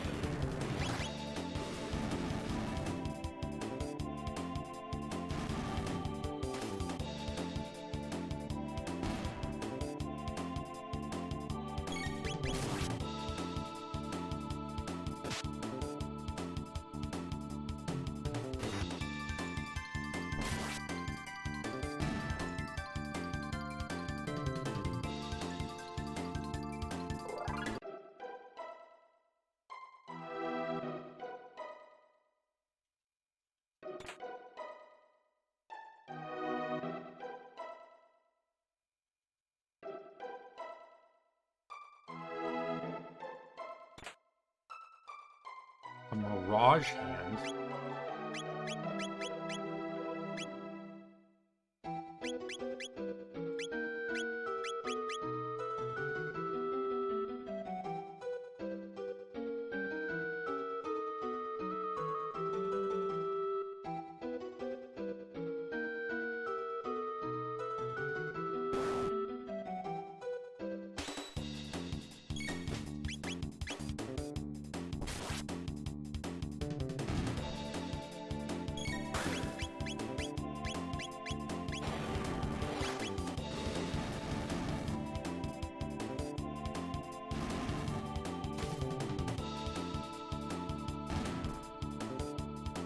I don't understand how a hammer provides, like, all the defense in the world, though. Especially a wooden hammer that I can burn away with a simple fire spell.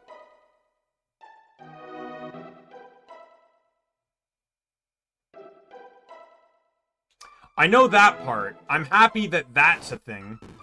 That I can just switch party members freely. But still, it's like, I in general just don't like the mechanic of party members not leveling equally. At the very least, like, you know, what I complained about with Chained Echoes. Chained Echoes does level your party evenly.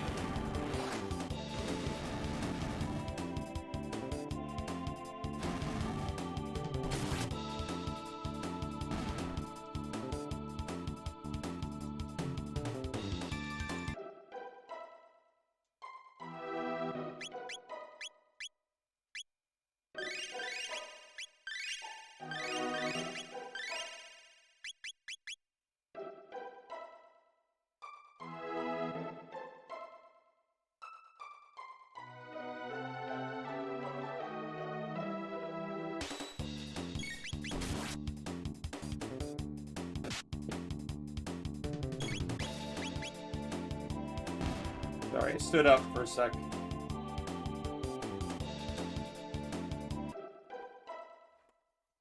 I also...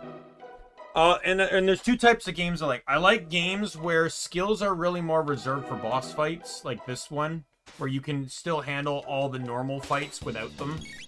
Though I don't... Again, the forced magic is a bit annoying.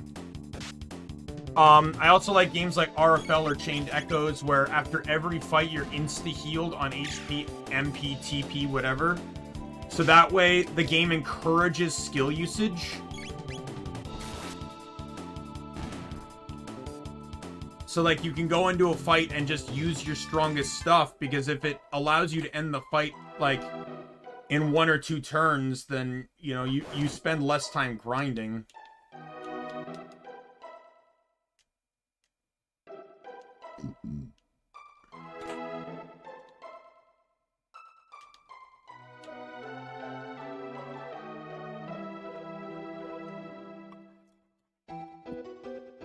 I'm gonna start drinking some of my...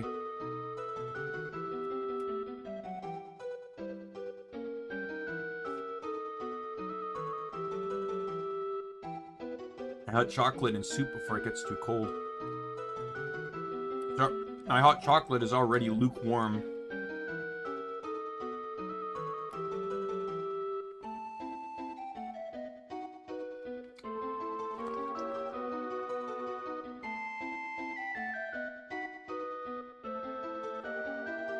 Not much. Just me ranting about, party mechanics, specifically when a party wipes, but there's other party members present at the location, but it's still game over.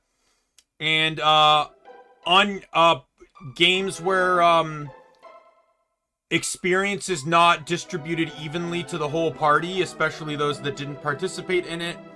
And then a rant, once again, about, games that do, status effects and DOT type damage poorly.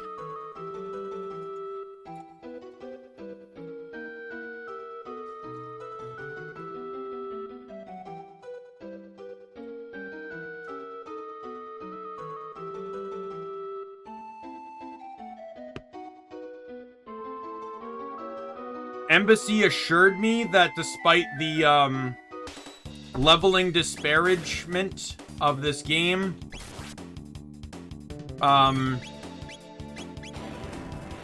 that, my characters should still level perfectly fine without the need of grinding. I'll take his word at that for now. Yes, it is. I did explain that just generally for the most part. I do not, like that kind of mechanic like that, because that's basically what Pokemon did. Basically forced your game to be longer than it needed to be by making you have to spend 6 times as long to level up your Pokemon.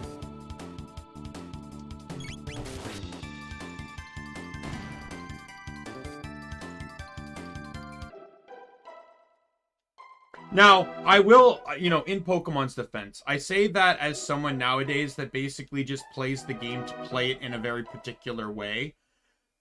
But if you're, but the general consensus of Pokemon is to catch, level up, evolve, train.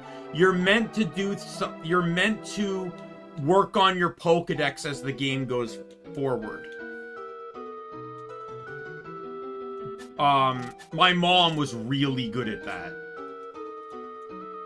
When Pokemon Ruby and Sapphire came out, we shared our Ruby version, which was dumb because my sister barely touched her Sapphire. I had to share with my mom, despite me playing Pokemon every goddamn day. But my sister, who might be lucky to play it once or twice a month, got to keep the version all exclusively to herself. And while she never once said it, I think my mom was actually upset at that decision because my mom loved completing the Pokedex in Pokemon games, and the reason she got Ruby and Sapphire was for version exclusives. But because my sister barely played the game, there was almost no progression, so we couldn't actually get a lot of the Sapphire exclusives.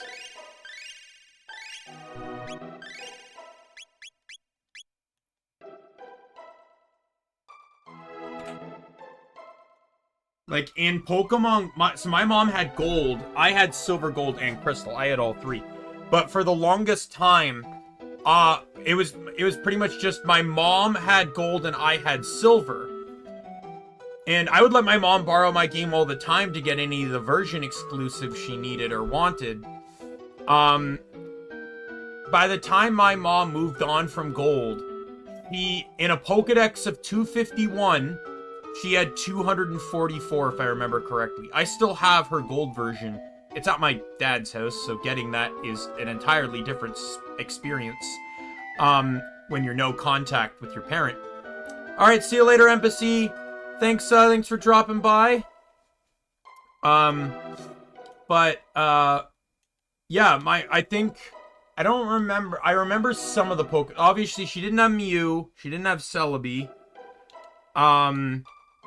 And I know for a fact she did not have Hitmontop. I remember that specifically. This was when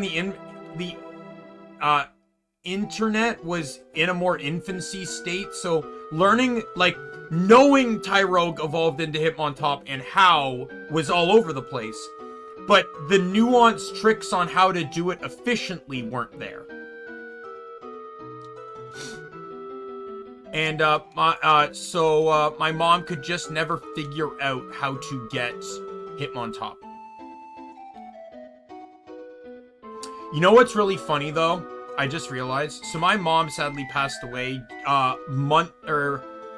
about probably like 10 or so months before. Like, so she passed away August 2006. And it was, I believe it was March 2007 or something that Gen 4 came out. So my mom thought Blissey was a pre-evolution to Chansey. And I remember her struggling to get Blissey because she was spending all her time shoving Chansey in the daycare to try and breed eggs over and over and over again.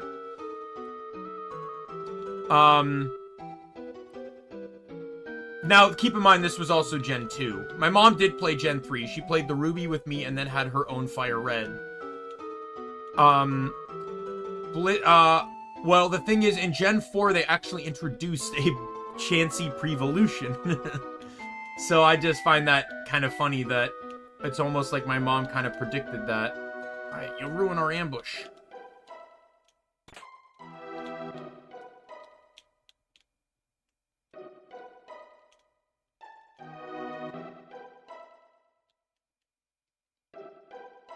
Yes, in Gen 2, for some reason, my mom even told me she didn't fully understand why she thought that. I know. My mom even had the papers in front of her. Like, she printed off guides online, of, like, you know, of that, you know, that said Blissey was in evolution. Right? So, even she did not have an explanation as to why she thought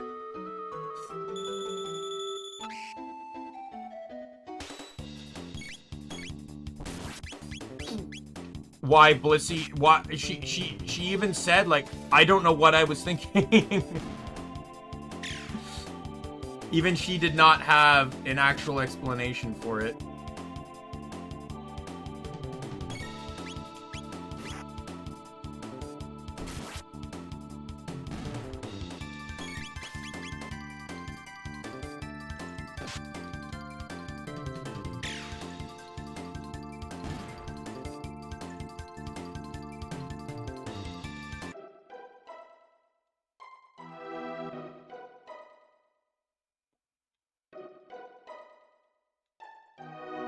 But yeah, like, my mom passed away before, MP consumption by 50%? That sounds like a really good item, for you. Well, maybe. I don't know. We'll see. I know that does sound like a really good item for someone. I just need to figure out who's, like, really good at MP.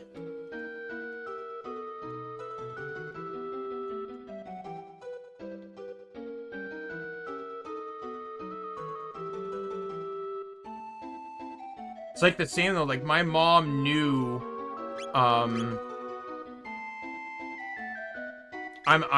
assuming, yeah, probably there would be HP by 25.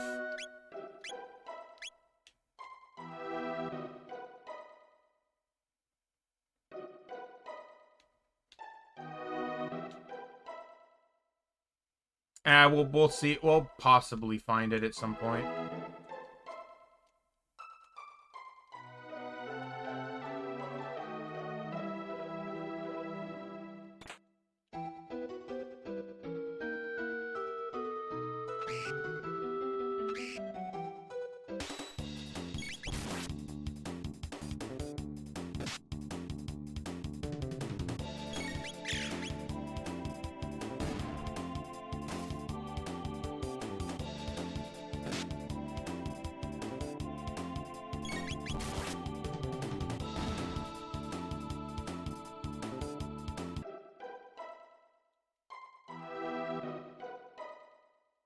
To be honest, if they're that dumb, we should have just struck them first. Like, I'm just saying right now, like, if they're going to be that dumb, right, like, we should have ruined their ambush by just, oh,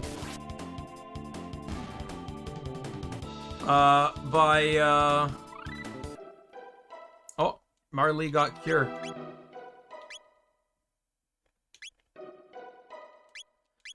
By just killing one of them, you know, with the sword through the back.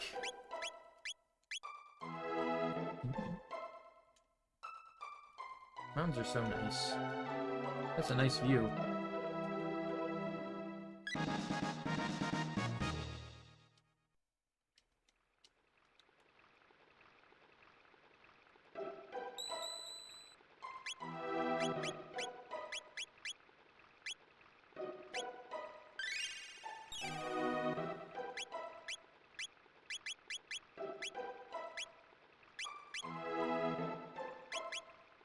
Alright, in standard RPG fashion, a save point means a boss fight.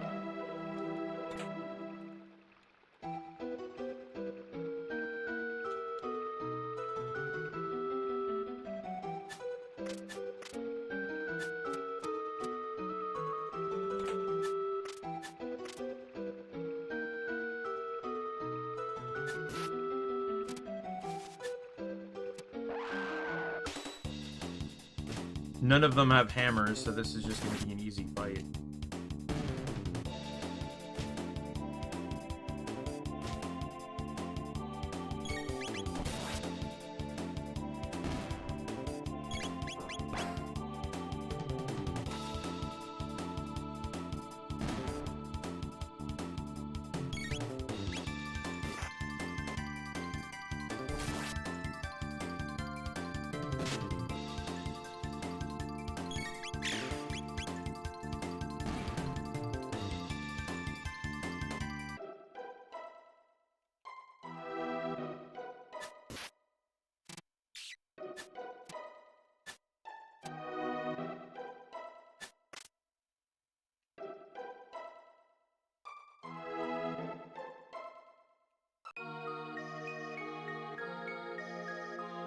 I'm the wind, whoosh. You don't go up there.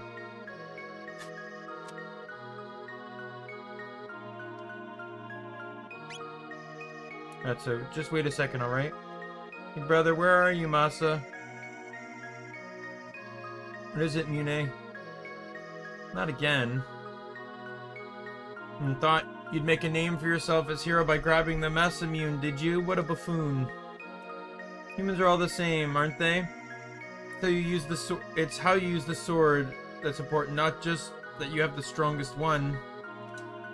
Can't even understand something as simple as that. Guess that proves you're human. What should we do? The usual. Test them. Might as well give them a chance to entertain us for a while. Alright, here we go. Please be one enemy. Fuck.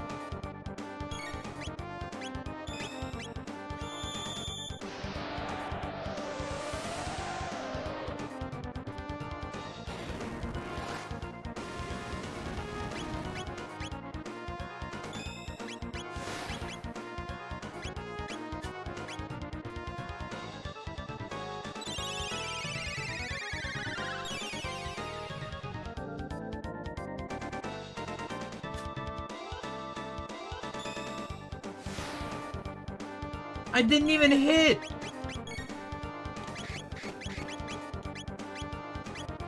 Oh, is he not confused anymore?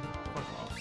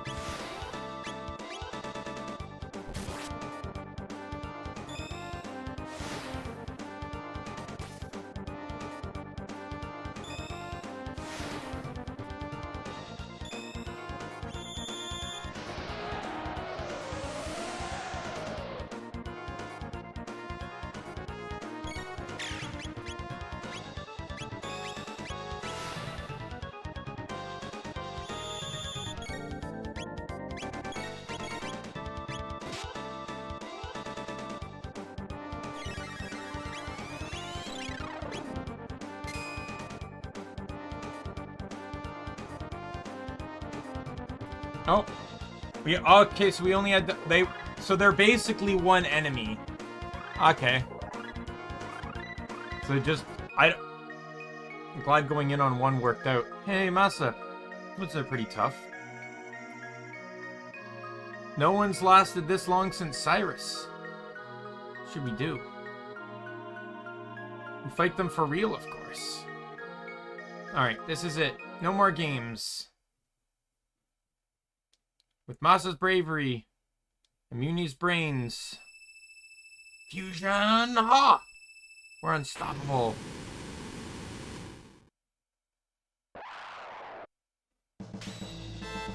Oh, that is a Dragon Ball enemy for sure.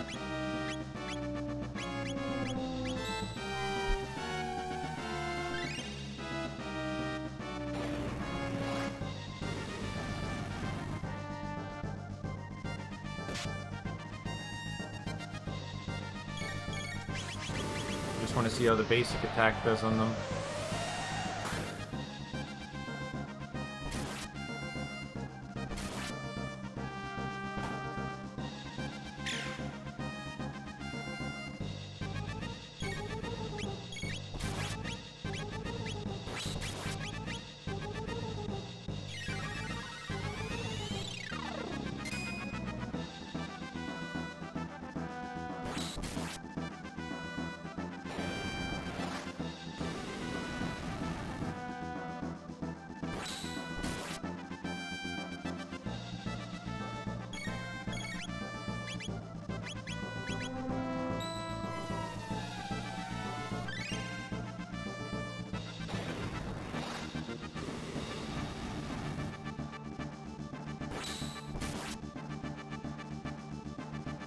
I hope I eventually get an AoE heal.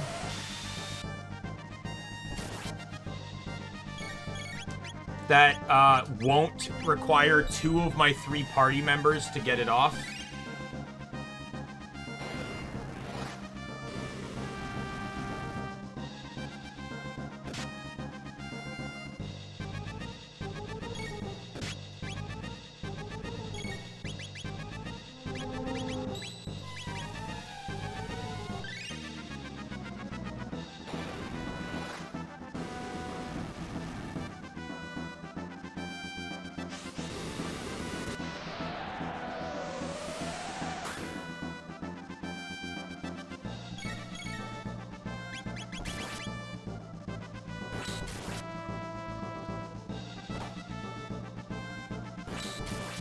So he seems to counter physical attacks. I'm just kind of noticing here.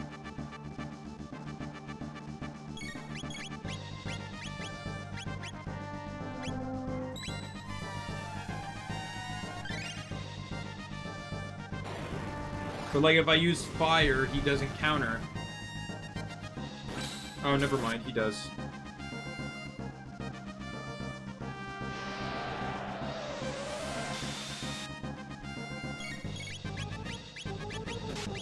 Man, I'm glad you're conveniently used. Oh, fuck off! That's when you time that, you piece of shit?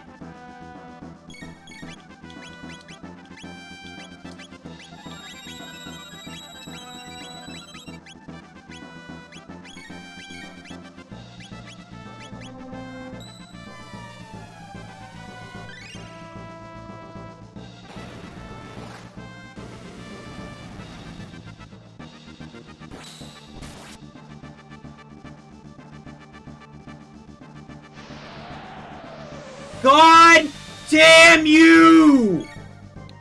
Go to burn in hell! Fuck off! Like, fuck the fuck off!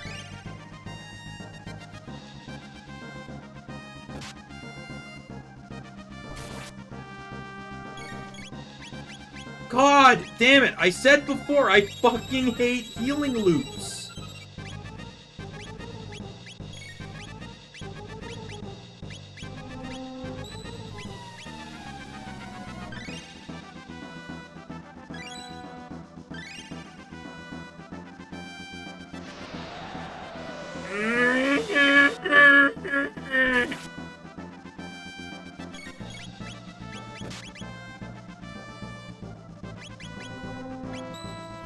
It gets what I'm in! It's called a healing loop!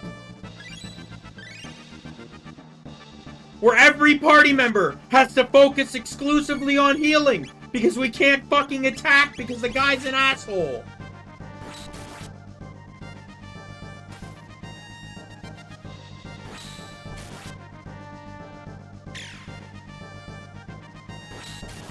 I love how he can reposition so his attacks hit us multiple times, but we can't reposition, so we just have to say, fucking take it.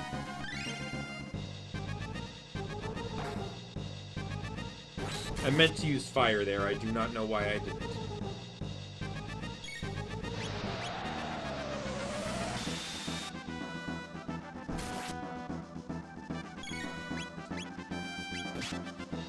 Fuck off.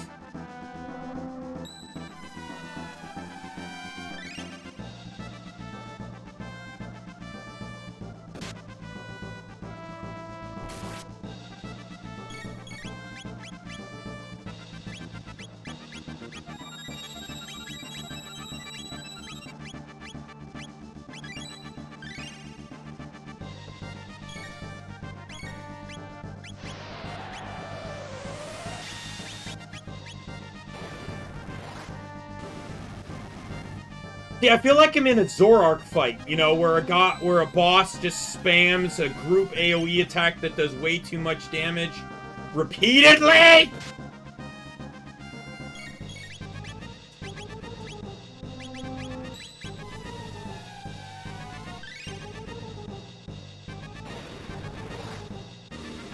Wouldn't be so bad if it didn't require two of my party members to do the heal.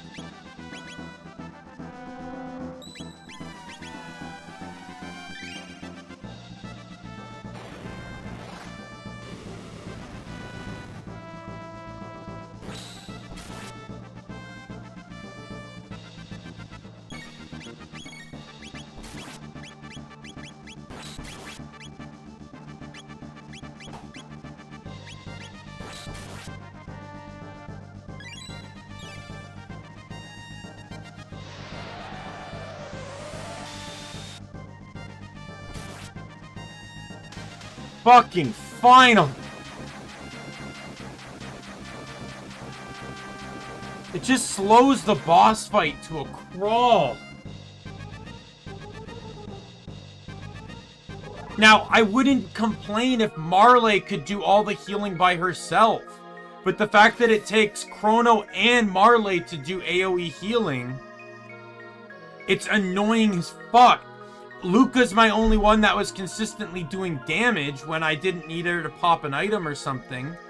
But even then, she was the only one that died multiple times. Usually just before I'm about to hit the AoE heal. That was fun. No, it wasn't. Do you think they'll fix us? Will they find our proper owner? Yes, it'll be alright.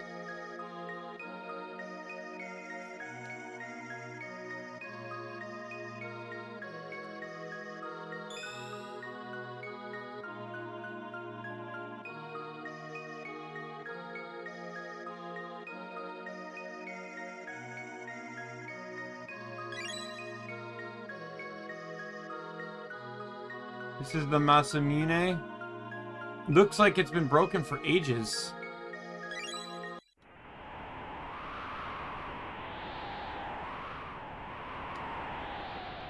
Allow me. We'll ride the wind to the base of the mountain. Good luck to you.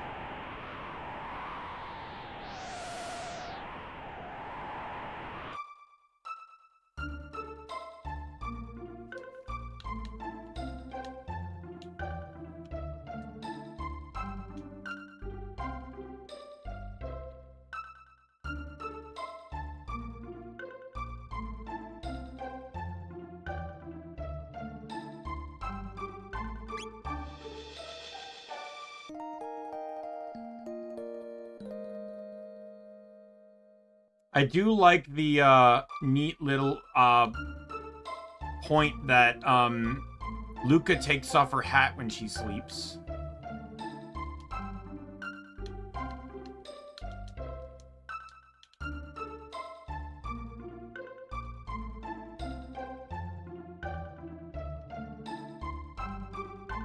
Forgive me, truth be told, I plucked this badge from the floor of the tavern. Some besotted froggish fellow dropped it as he stumbled out.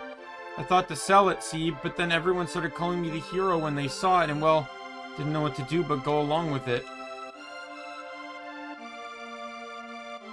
It's too much for me, this hero business. I've had enough. Here, you can have the badge. Oh, what was I thinking? I knew it'd turn out to be something like this. I ought to have seen it sooner. I myself get swept up when I should have been looking out for my boy. Well, from now on, make sure both of our feet stay on the ground for his dear departed mum's sake. Do not, he's my grandson. We won't let little things like this spell the end of his great deeds. He told us already his next goal is to become the legendary Sea Captain Bluebeard. Like, even look at this. Okay, there's 2 beds in a house that has 3 people. So...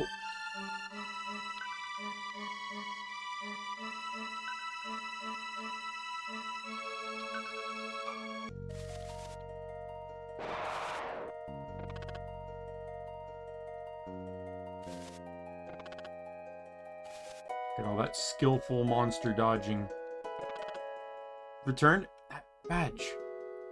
See, you met the lad. There's not a thing I can do against the Fiend Lord. Fight him would require the legendary Masamune, which is it matters little. Even had I the blade, I have no right to wield it. Please leave me be.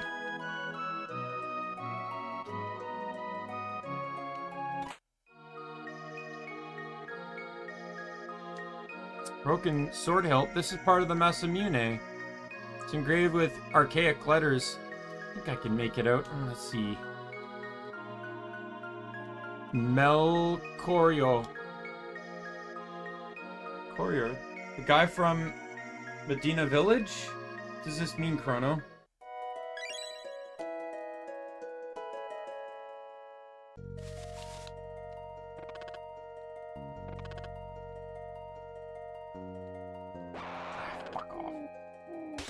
Oh, well, at least it's on.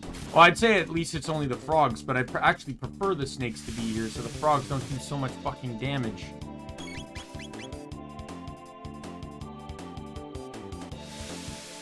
Lives real. Yeah.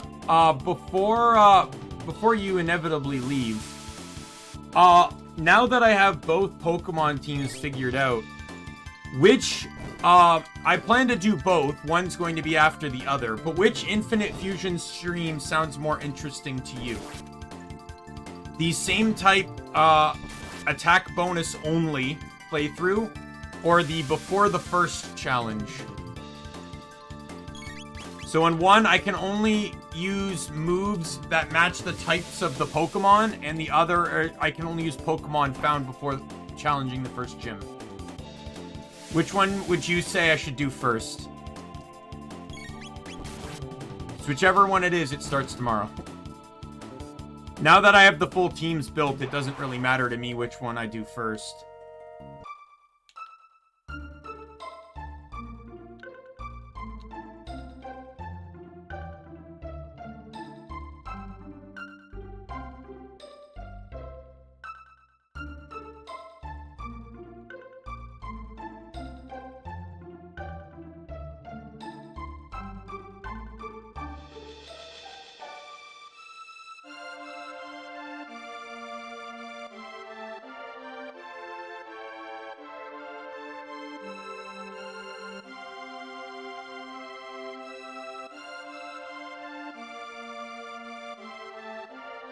Well, I've already figured out my teams.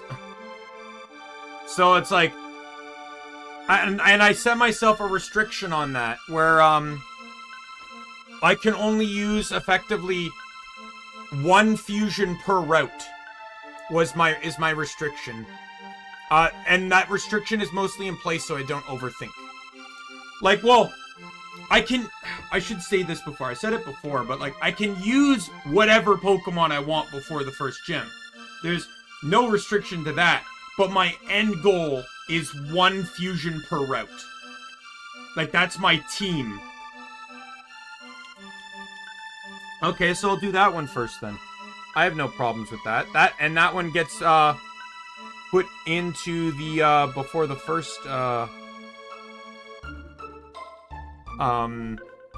counts. That one's gonna have 8 Pokemon in it. 8 fusions. While the other one's gonna have 9, but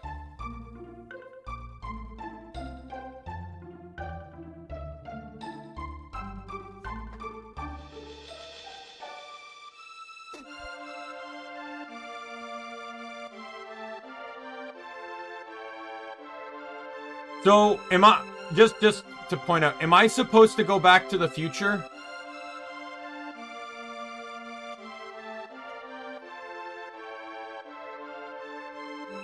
Any Pokemon after Gen 1, you will be sorely disappointed then, because only out of the 8 fusions made up of 16 Pokemon, only 4 Pokemon are Gen 1. Though one is an or 2 of them are there are 2 that are evolutions of Gen 1, but okay.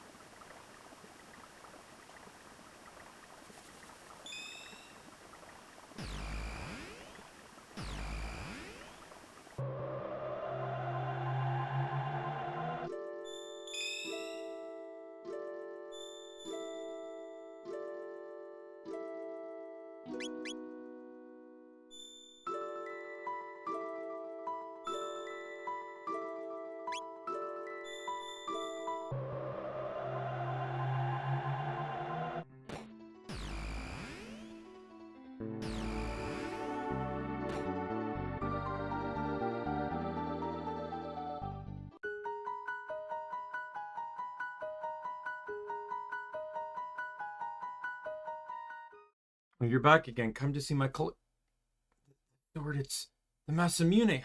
How did you get this? Why would your name be engraved on that sword? It's a very long story.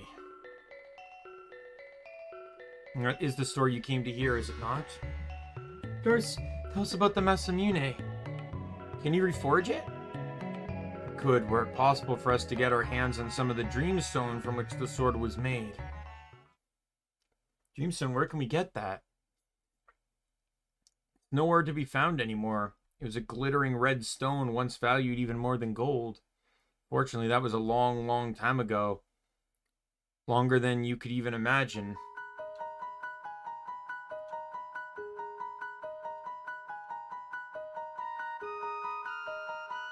He didn't even tell us the story.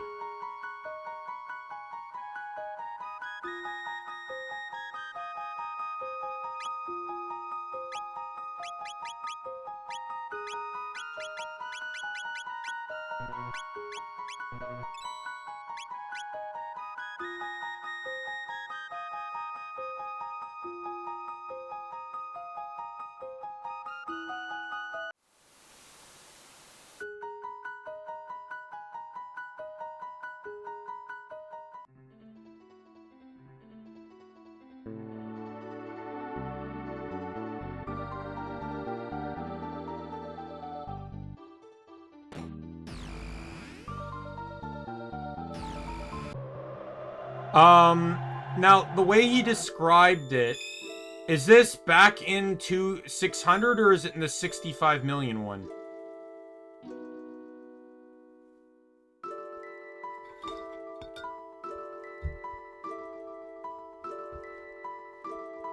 And I only ask this question because I don't want, like, this to be, like, I go in and fight Lavos.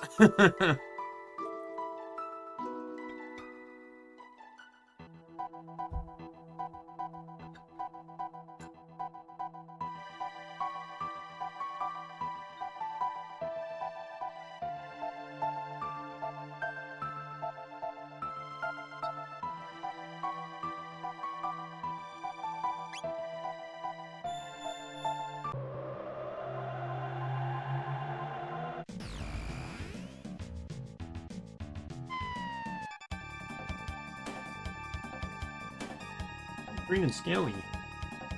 What are those?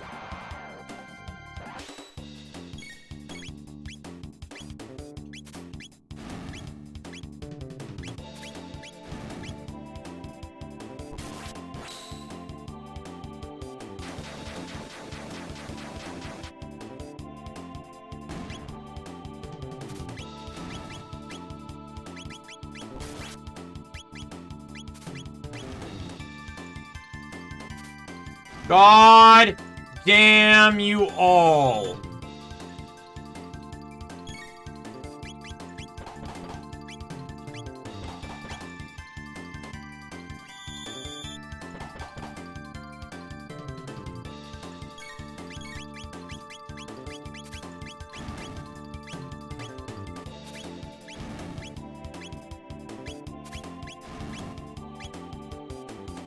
God damn it!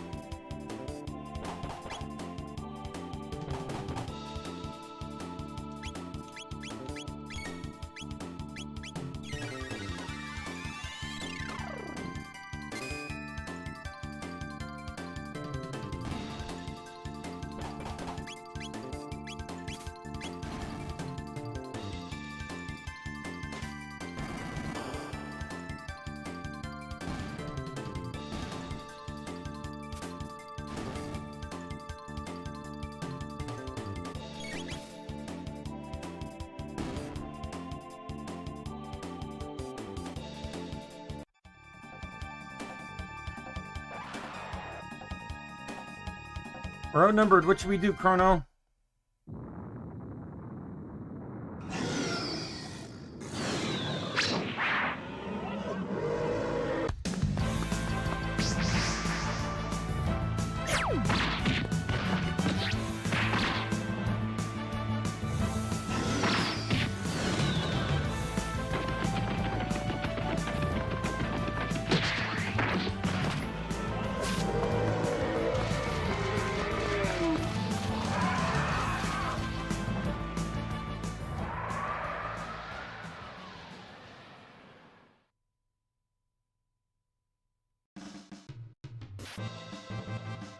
Wait, I'm confused.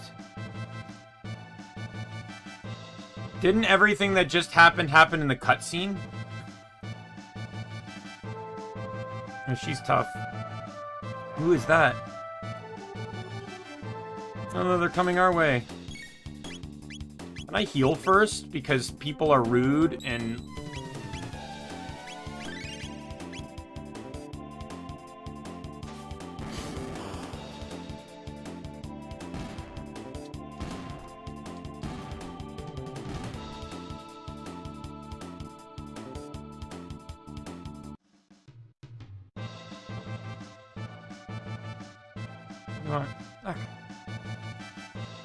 Chrono. You strong. What name? Oh, I'm glad we can all speak the same language. Thank God, you know, they spoke English 65 million years ago.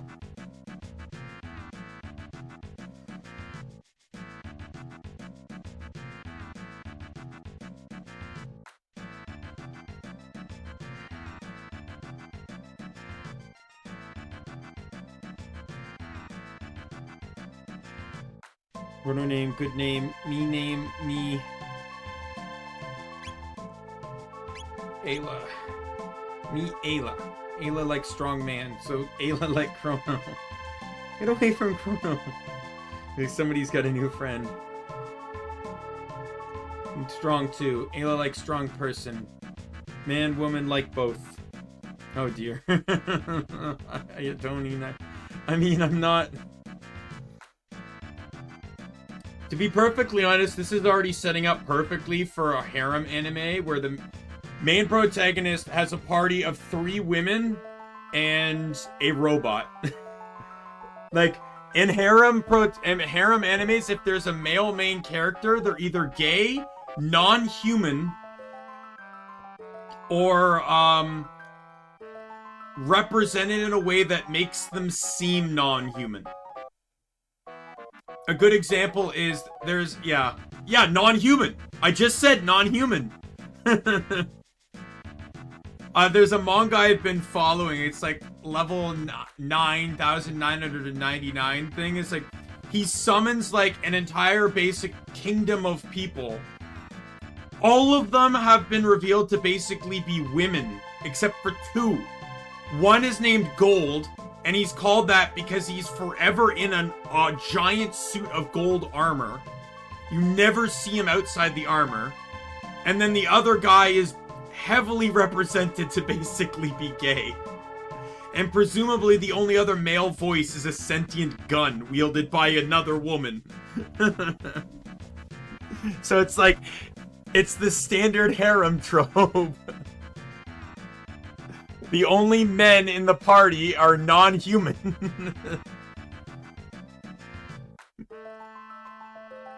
And then, like, you got the princess slash girl next door type character. You got the best friend. You got the hot adventurous one. Like, or the athletic one, I would probably describe her more as. Is Chrono Trigger literally just the setup for a harem anime game?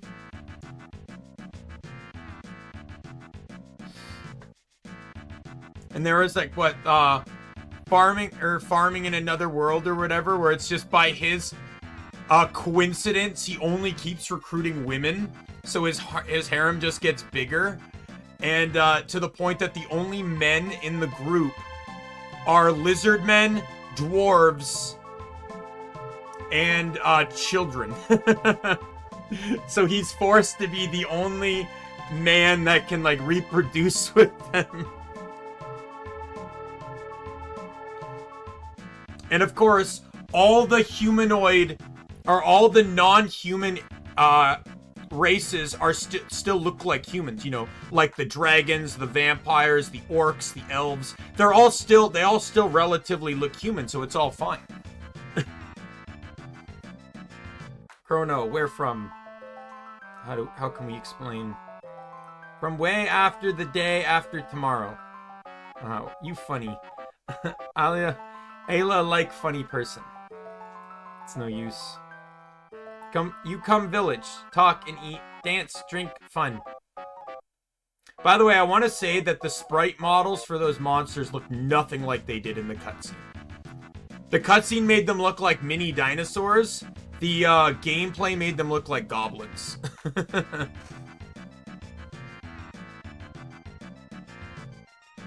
We'd have to go looking for some dreamstone right now. Stone everywhere. Here, there, village. I'll give you many, many stone. Ioka village this way. Follow Aya.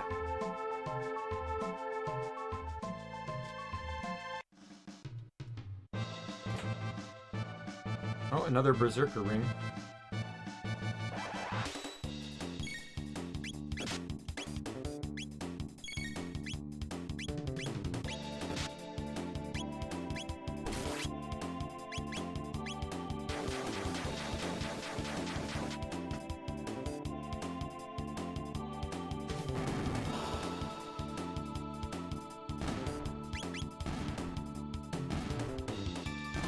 Yeah, that is a nice touch, but they're all conveniently randomly placed around with random items in them anyways. Doesn't really matter.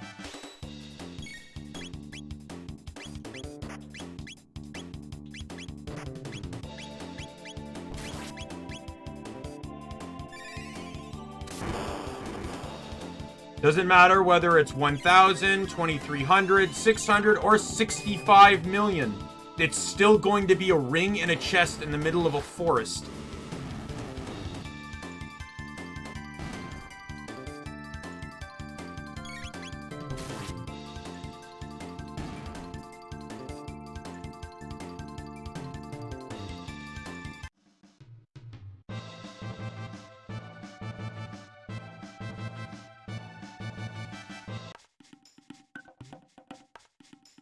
Well, I'm just going to think that this is all, like, you know, like in Harry Potter in, like, the 3rd book / movie, where they use the time turner, where the time turner makes them go back in time, but everything they do is technically chronologically correct, right? Like, everything they do is what keeps the time loop complete.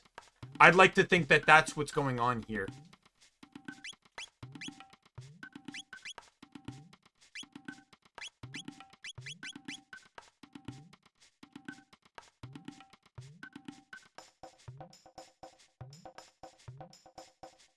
You're uptight, friend. Beat you up.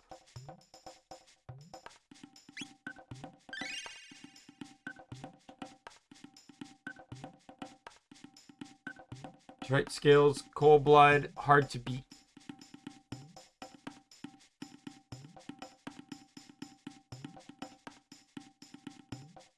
Chief hut north of village. You want some pretty stones? Red stones, Chief has. You wear funny skins.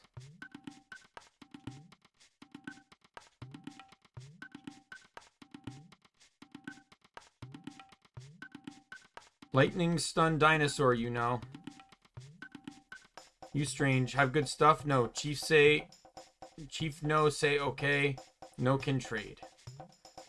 Trade your shiny stone.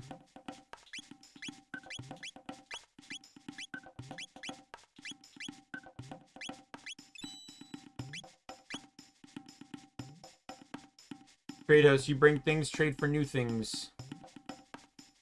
Go hunt. Hunting range. Get petal, fang, horn, feather. When rain, rare monster come out. Rare one, good hunt. And they also accept my currency.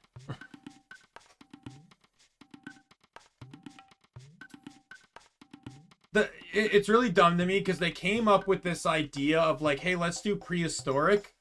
And then they just came up with an arbitrary number for prehistoric. In which humanity didn't even live in.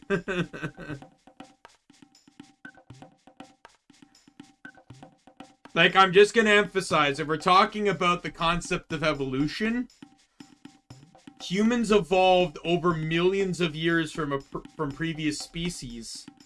Even humans a million years from now, theoretically speaking, would be much different than the humans of today, because we'll, like, as a race, will eventually evolve and stuff. Right? So the fact of the matter is, these humans are still basically identical to us 65 million years in the past. If the only thing is, we got technologically smarter and politically dumber.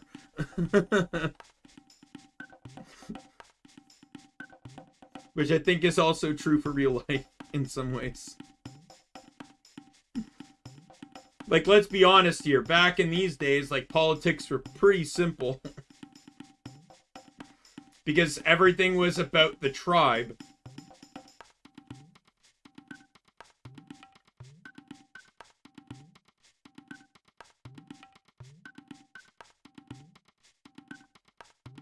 Yeah, something like that, yeah.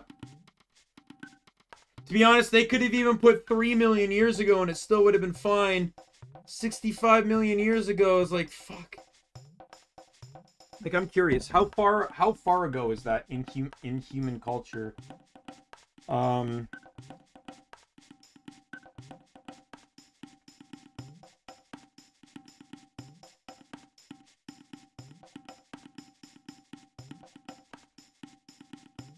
Cretaceous Pelagogian extinction event. No, that's when the asteroid hit the planet. Oh wait, is that when Larvos came to the planet? I think that kind of reminded me of from the speed run, I think.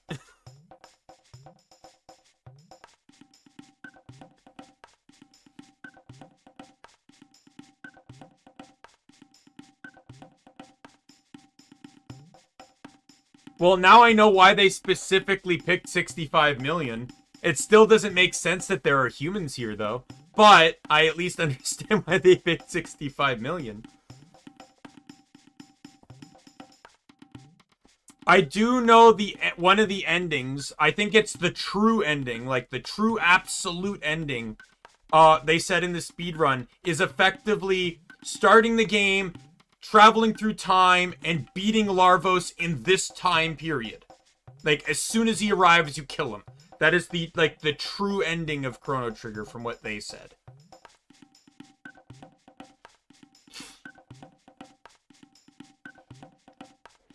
Good. Chrono come. Night soon. Finish ready for party. Chronos this way. Chrono this way. Listen, Aya, we make new friend. Strongman Chrono. Oh, is she the chief? Chrono friend Marley Luca. No, dance bong or bobonga.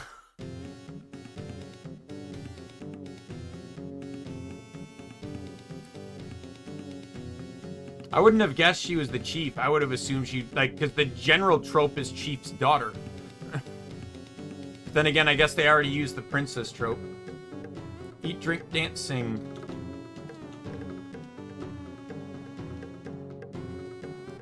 Oh, should I or shouldn't I?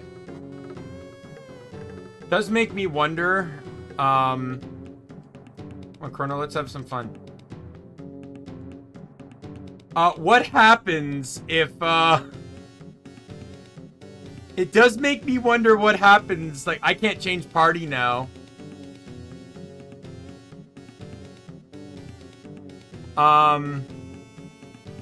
Yeah.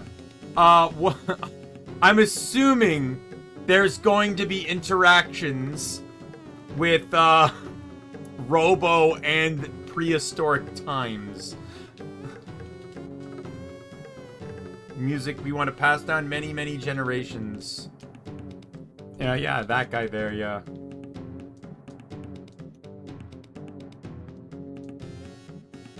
You not Ioka person? Why Isla give party strange?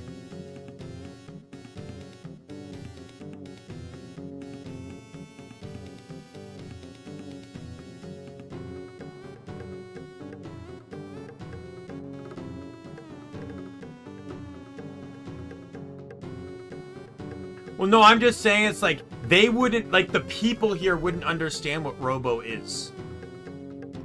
They don't understand the concept of a machine.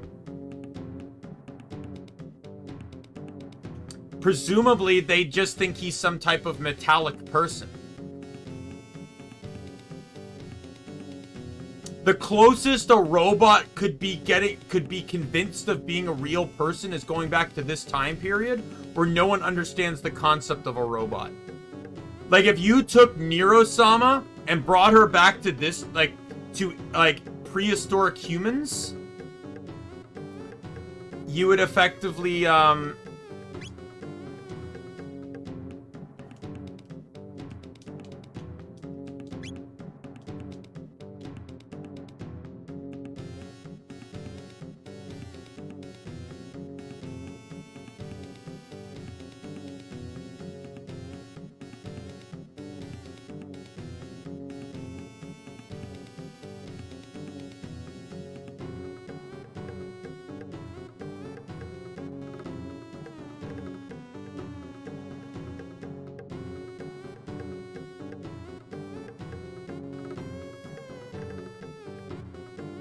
Luca Village, Fight Reptite, leader named Azalea, Azela, very smart. In Ioka Village, fight, no fight person, go Laruba Village. Always run from Reptite, always hide, not know where village. Azalea want to destroy Ioka Village, Laruba both. But Isla no lose. Only when Isla dead, stop fighting.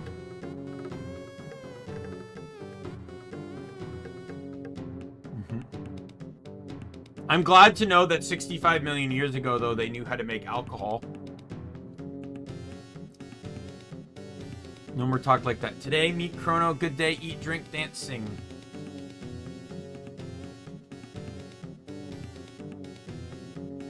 Tee. Chrono, you gotta try some of this. Okay. Is that you a man or a moosh? Drink it in one go. I don't drink IRL either, so.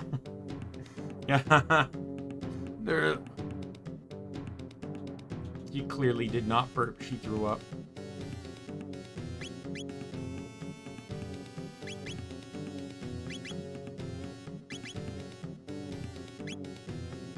She basically forces you to drink.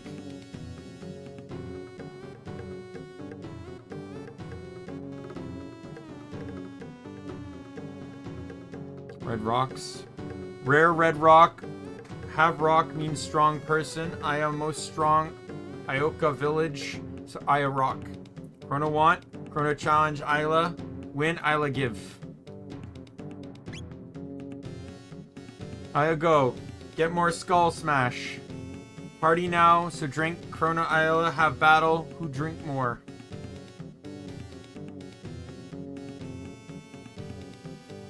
You start now. Mash A many times. I'm glad to know even 65 million years ago, they knew what to mash A meant.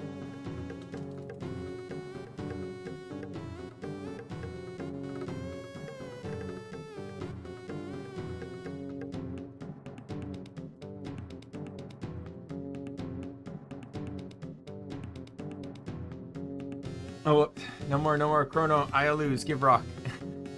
Chrono drink good. Drink one more. Too strong, Chrono. Or maybe too much drink. I missed the first Xbox because of the spamming.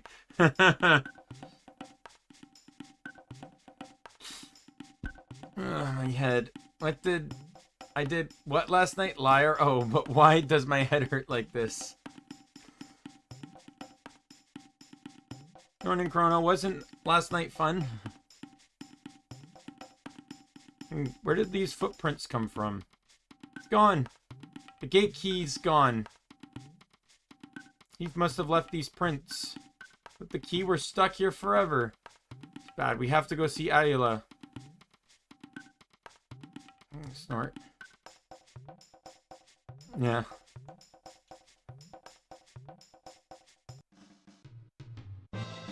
Oh, Chrono, early wake. Ugh.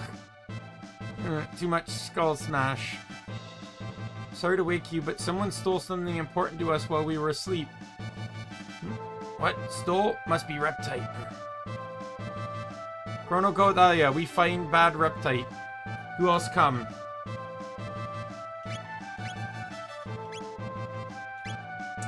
So if she's coming in at level 18, does that mean I'm under-leveled?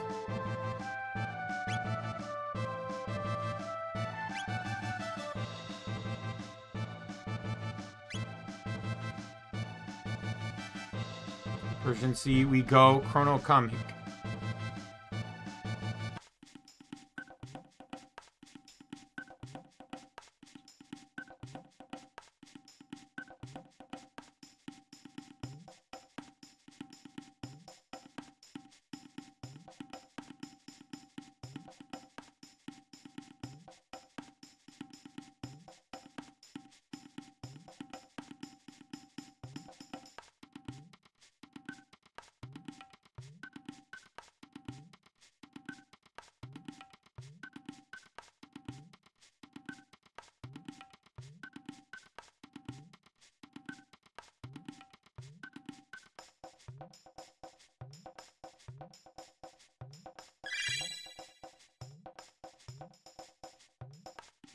Oh, finally here.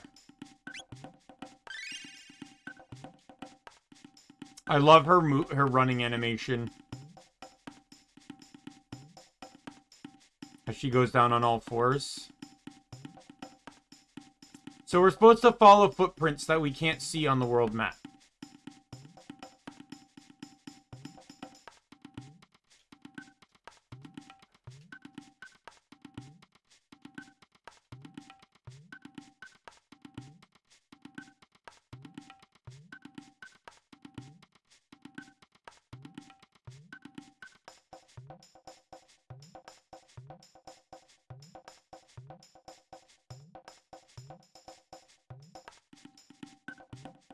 There's several locations I can go. The forest maze and the mountain. But I don't... The game isn't telling me where to go.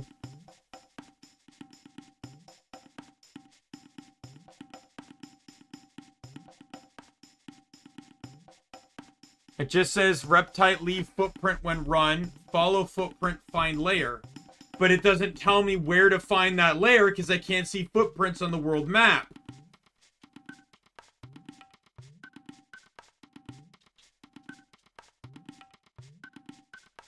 I guess it's telling me to go to the maze then.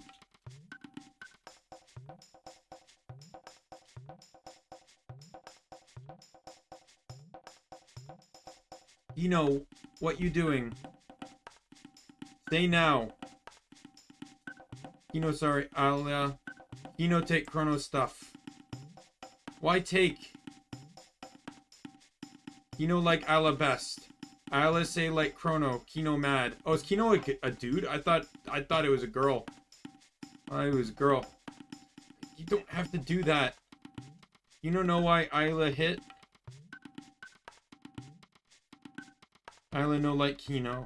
No. Isla like Kino best. So Isla want Kino do bad thing. So Isla no want Kino do bad thing. Bad thing not good.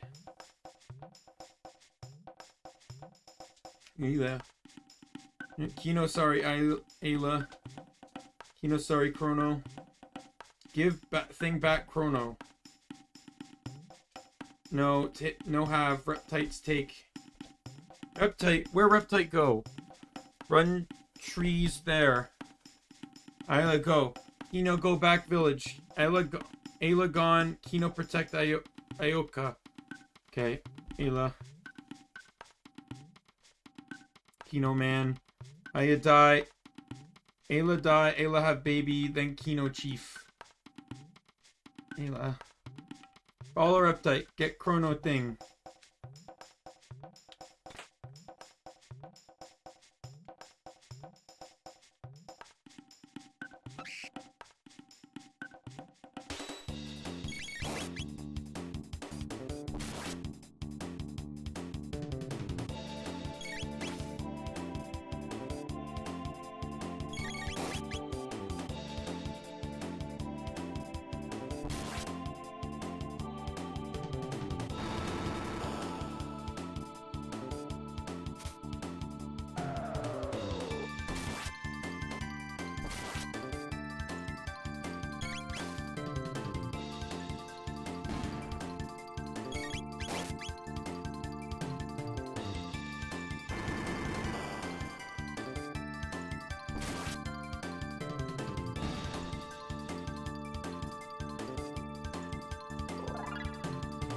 And the level increased. Okay.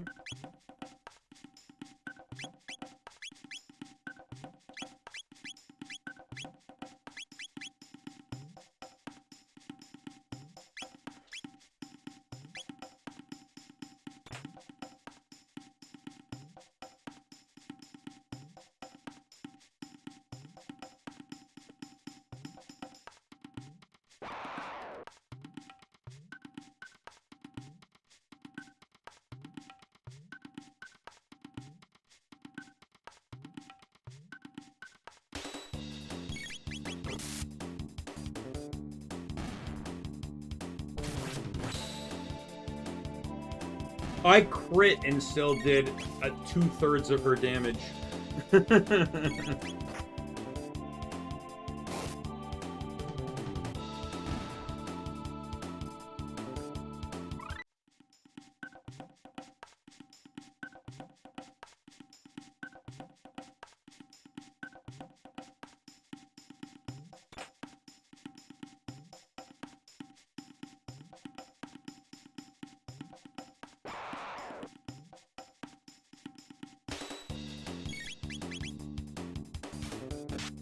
Yo, wait a minute.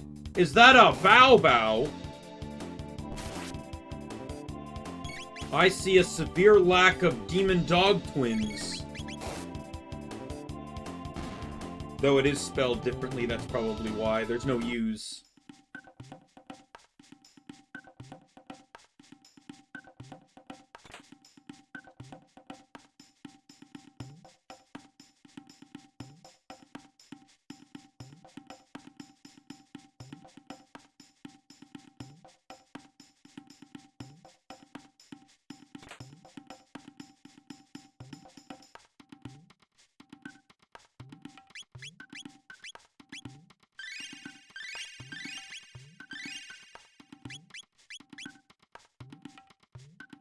Oh, she's the thief? Really? That's interesting.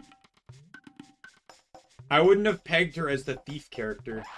And I don't mean like thief as in class. I mean thief as in like getting the steal skill. She just, like, don't get me wrong, she just doesn't seem like the smart type of person that would think to pilfer. She's the character that would presumably get the Oko punch move. Like, she'd be like the, she'd be the character that would just have, like, she'd be the character I imagine would have insane single target damage.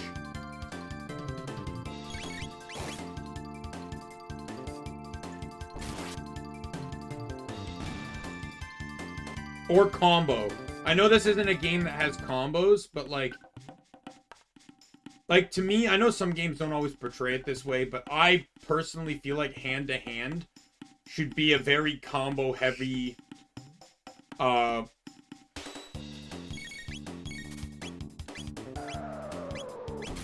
just because, like, you punch fast.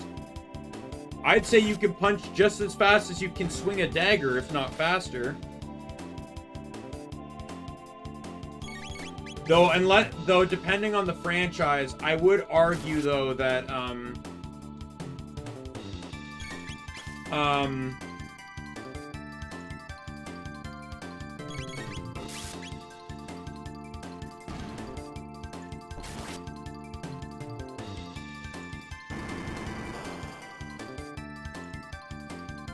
that technically I would say using hand-to-hand should technically have recoil to it. Because punching people hurts. Like, no joke, even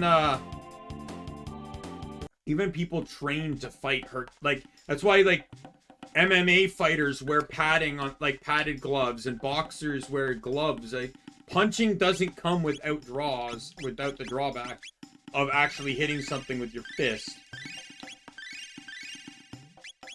Like, there's tons of stories of people out there that legitimately break their hands.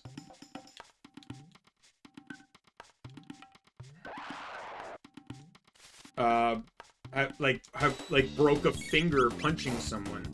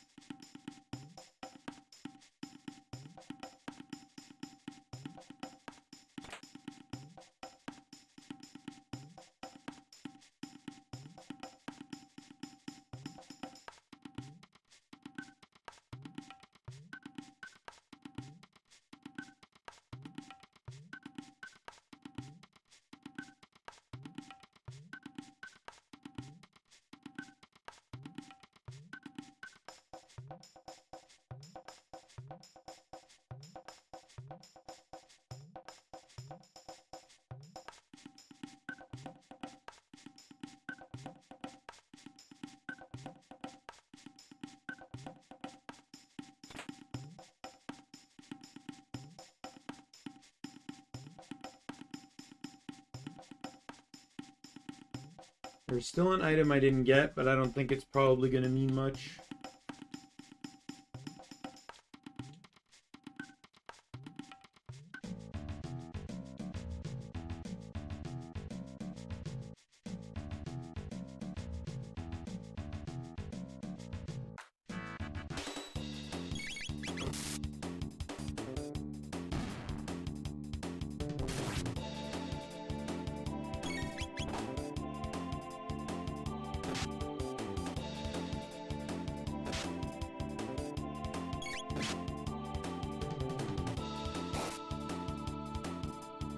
I'll keep that in mind when it's not a regular enemy. I'm not wasting my MP, so... Unless I feel like I absolutely need to do it.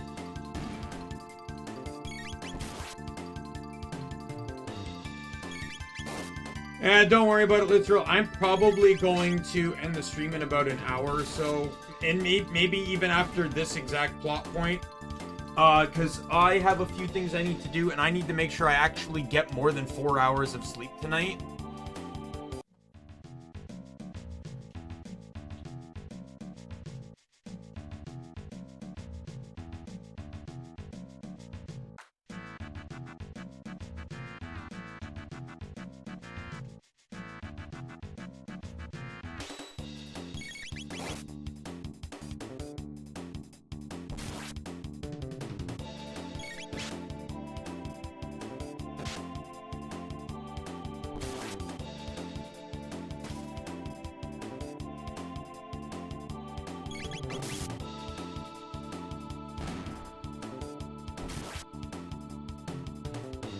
Okay. Yeah, once I kind of wrap up, like, I get to a good point where I feel like I can stop without worry.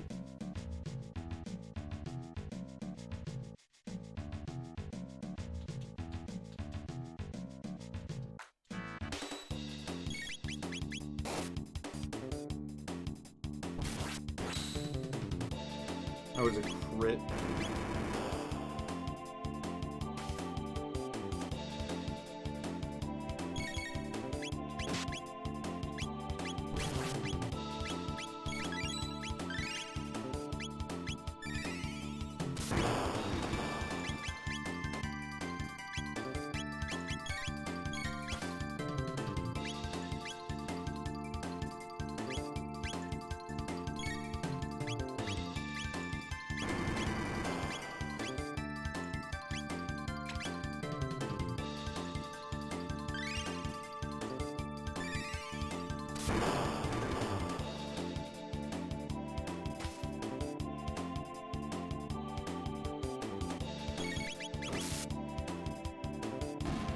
Oh my god, damn.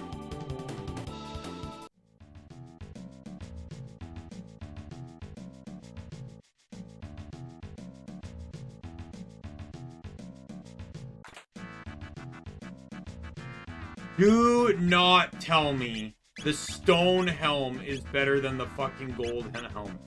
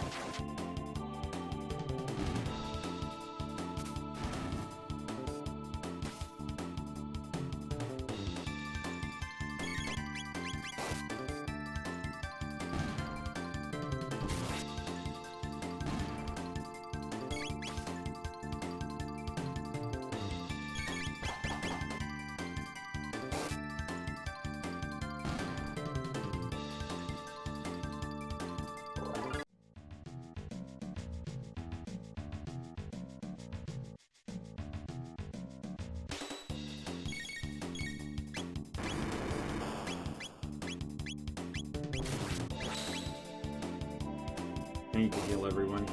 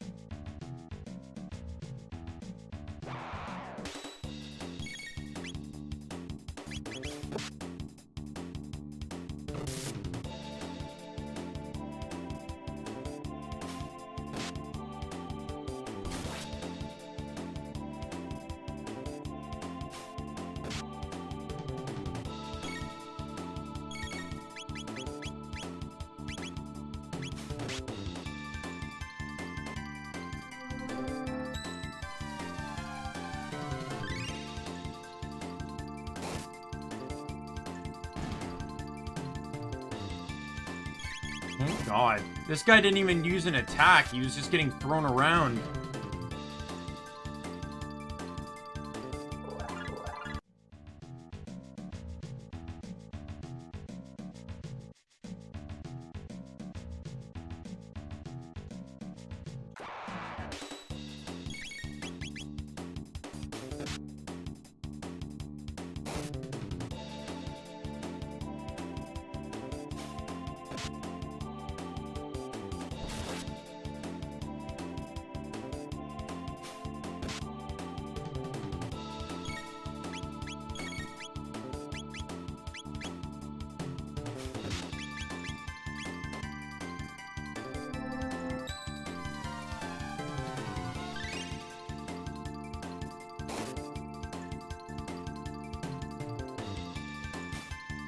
Stop targeting her!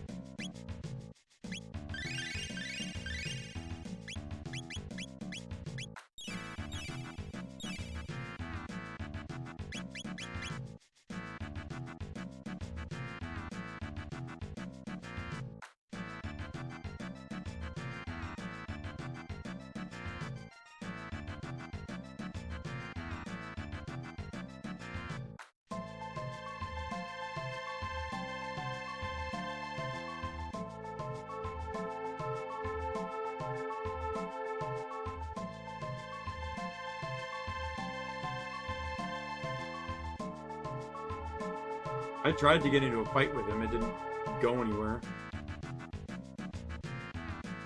Fuck off! I hit A on the square.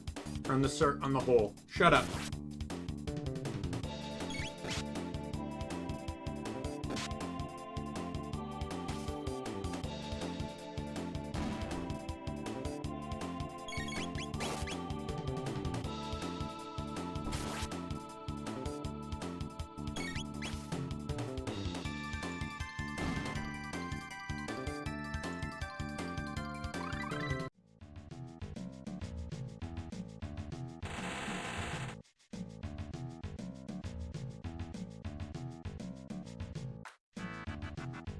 Fuck off! I hit A!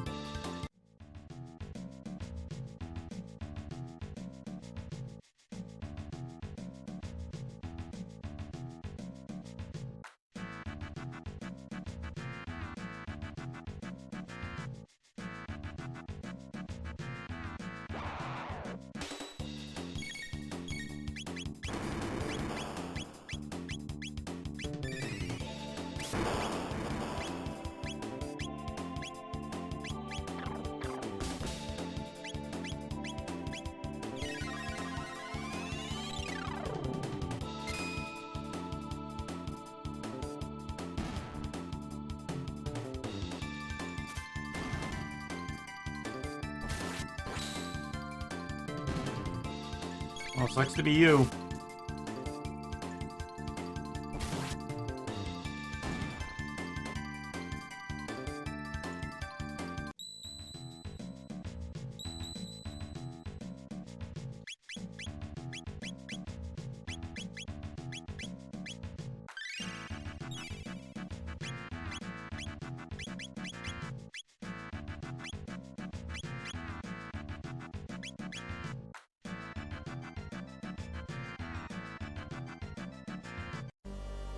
in the world. Those filthy apes have crafted something this advanced. Azala! So the hairless apes arrive, and we have new ones appear cut from a finer cloth than Ayla. Perfect, this should make things easier. Tell me, apes, what is the purpose of this device? No. Suppose you need some motivation, so be it. Come, Nizbel.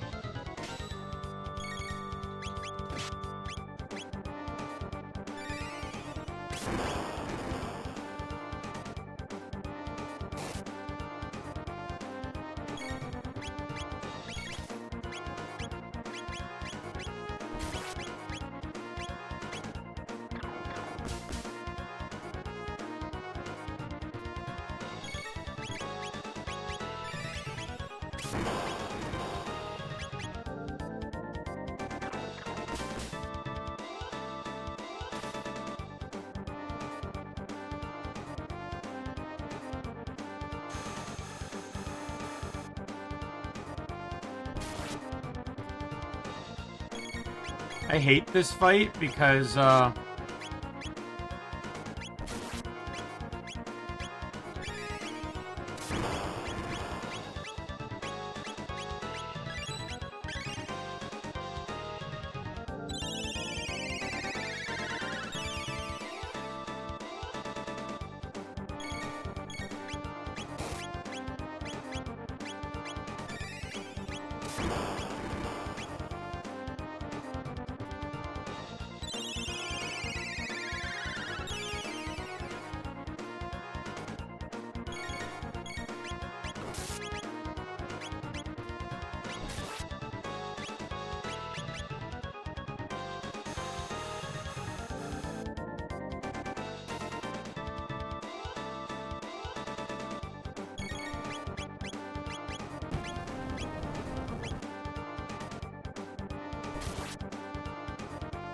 well, I get that. My problem is that Chrono is the one that does lightning, but everyone else, but he does that discharge, and then I need to waste time fucking healing everyone.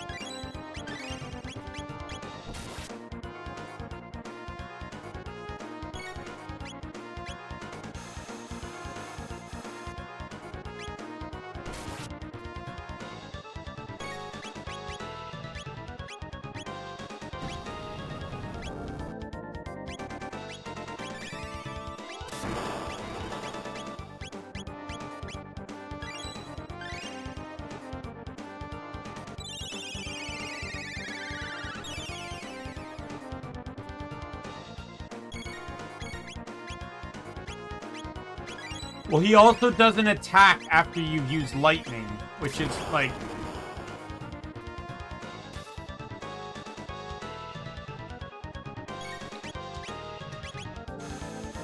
Fuck off.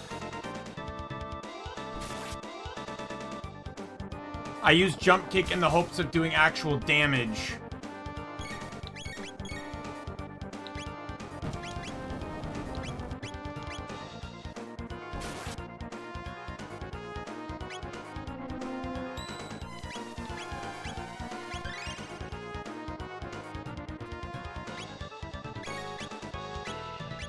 You can't do any damage until,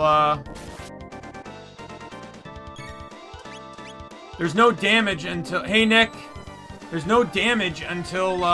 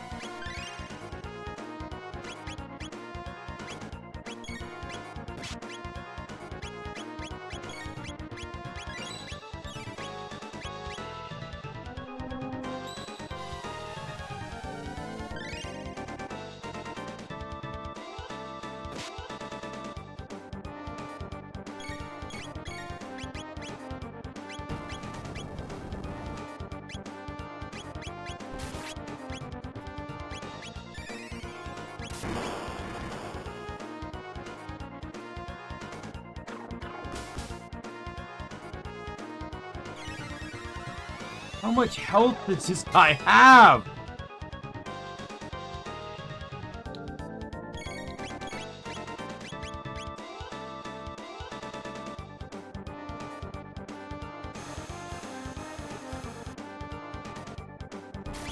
Oh my god, she's dead.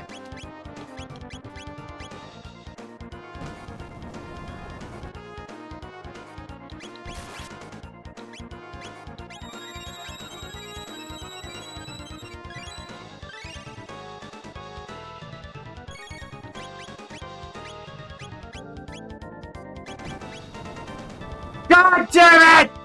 Okay, fine, she lived. Thank fucking Christ.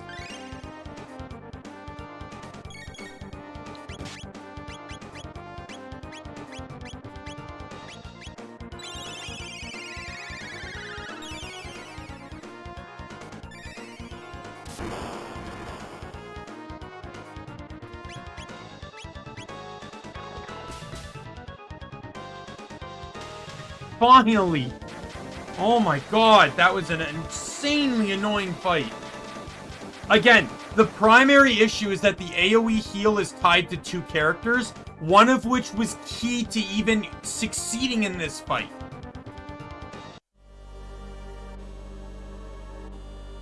The ape's beaten his bill. Give back Chrono thing.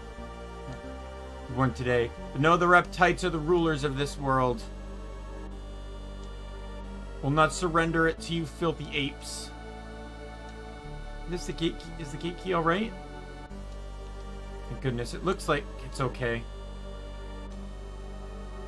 Come anytime. No. Ugh. The hangover caught up. You wanna leave? No, Chrono. Ayla, no fun. Thanks, Ayla. I learned a lot from you. Alright, Chrono. You know, try be strong now. Even more strong, Chrono. Come again, Chrono. Have party, drink, eat, dance, fight, fun.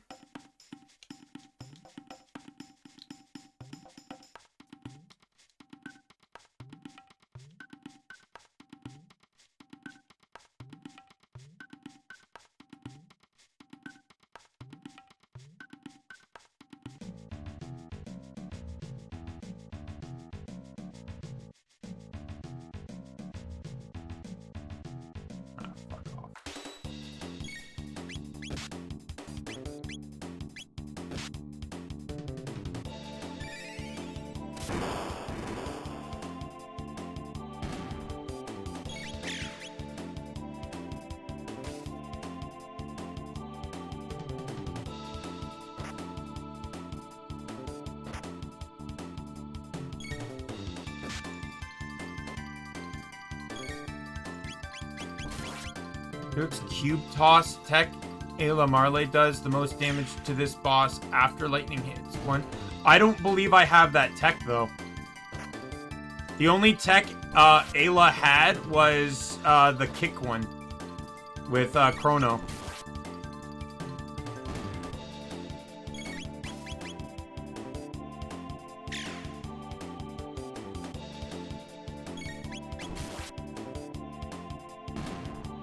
No, I don't think so. I didn't hear anything about it recently, so if it's recent, but you very well could have mentioned it a long time ago if it's not.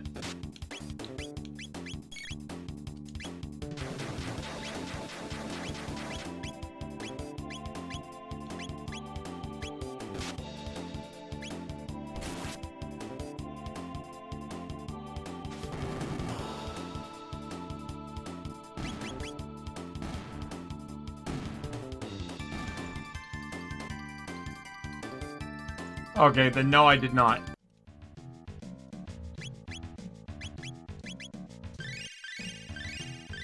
The crazy, like, it made, like, I don't know.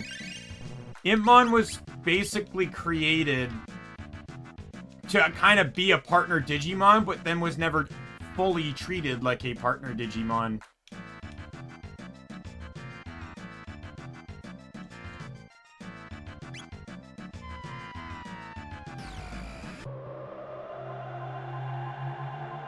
Could you imagine if it's at that moment we find out the thing is broken?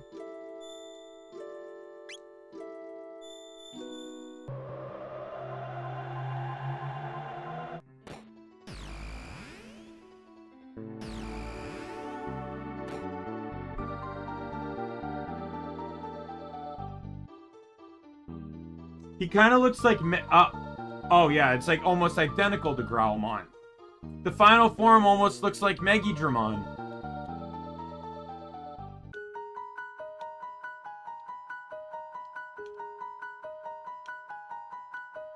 It's basically Growlmon, War Growlmon, and Megidramon.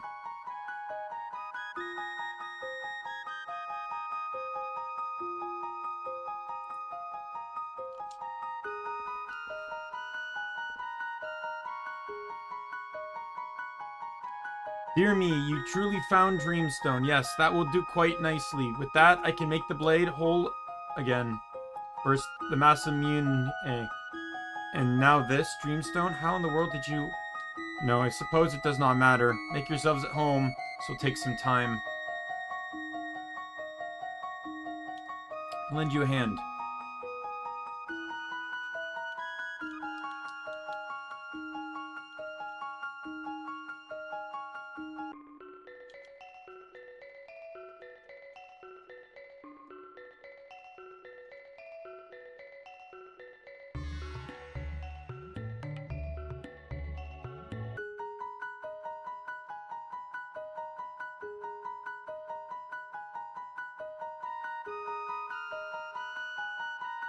Okay, so there's an exclamation mark, but it doesn't actually trigger any dialogue or interaction.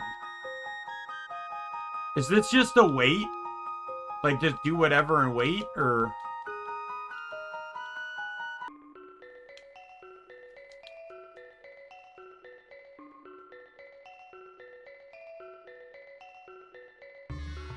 Can I leave the house? Must be refined if we are to repair the Masamune. But that is not all. The blade itself must be activated as well. You work on the Dreamstone, I will take care of the sword. Okay, fear not. The great Luca knows her way around a workshop.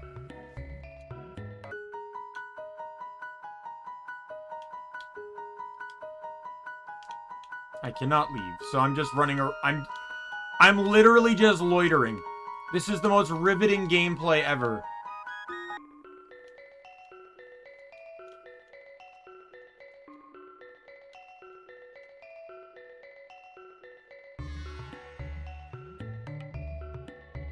I don't even see a fucking anvil.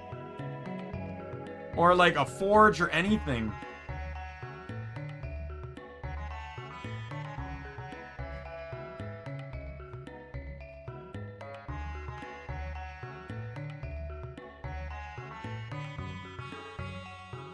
You mean my cold hot chocolate?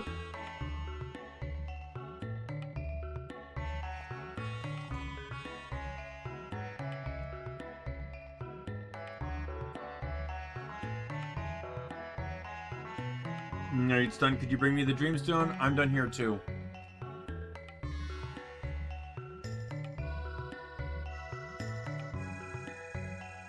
Alright, let's get started.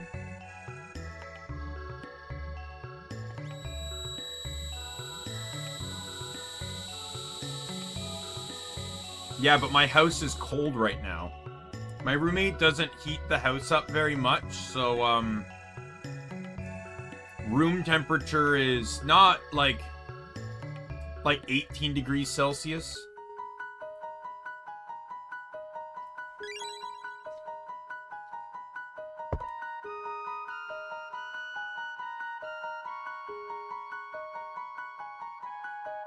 Not really, because nothing in it is milk. It's the powdered hot chocolate that was put in water, that was heated in a kettle, and then got cold, because I didn't drink it when it was warm. Or to keep you waiting.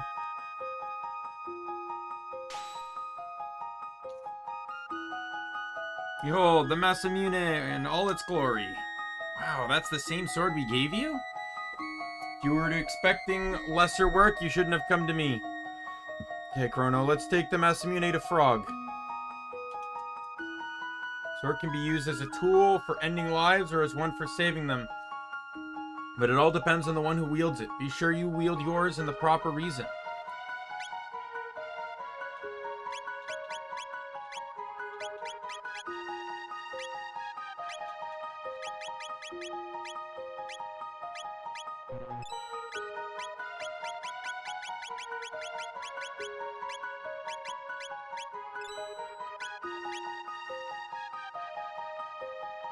I forget what, I believe it was a show. It could have been a game for all I know. Where, I remember they phrased a sword as, like, drawing a sword. You do not draw a sword unless you have intent to use it.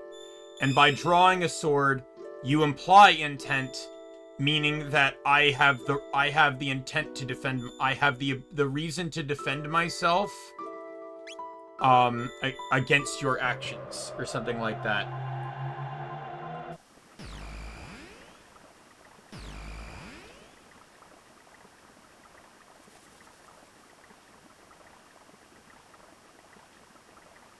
I drink hot chocolate because I don't drink coffee or tea.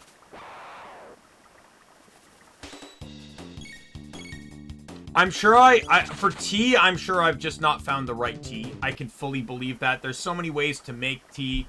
There's so many different, like, there's many different flavors of tea, and then the flavor of the tea is consistent based off of things like milk, sugar, and simply just how long you leave the tea bag in. I know someone that's like, you put the hot water in, and then you take the tea bag out after like 15 seconds. Like, she does not like it left in there. But I do not drink coffee. I find coffee disgusting. Actually, before I leave, let me save on the world map here.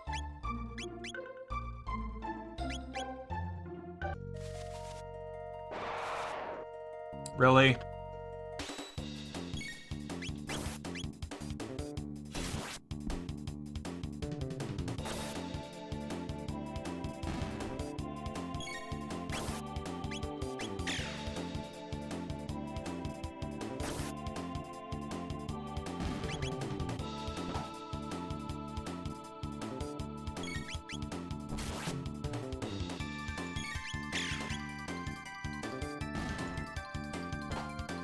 I fear the day that I could get kidney stones.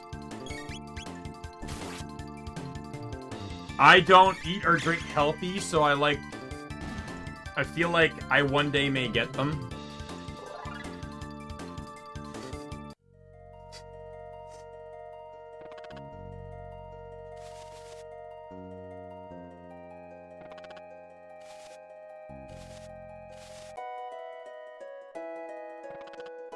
Come again.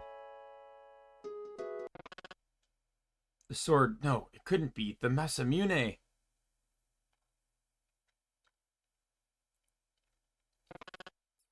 I must ponder this turn of events. You may remain here for the night.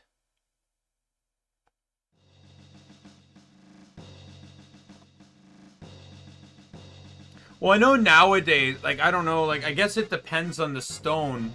But they have, don't they have, like, technology now, like lasers, where they can, like, basically blast the stone so it doesn't come out, like, so big?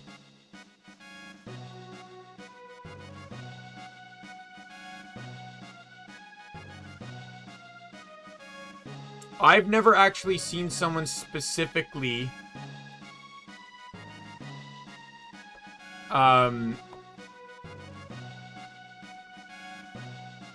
that, 1 second, I'm doing something on my other screen.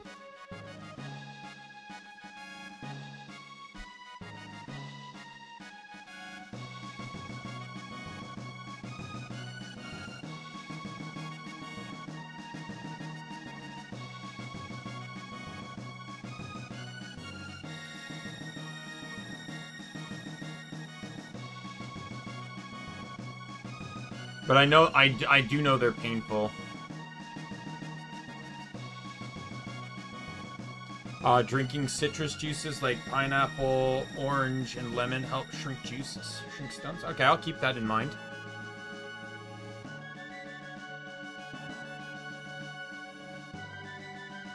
I try to drink a lot of cranberry juice. I know cranberry is good for the urinary tract, but I don't know if that's technically a citrus.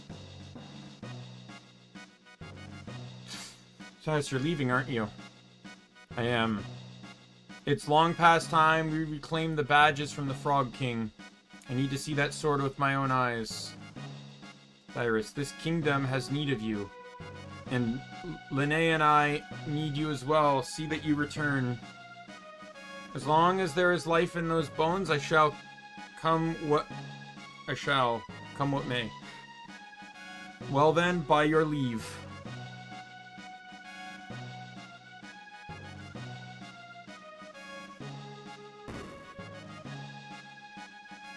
Sir Cyrus.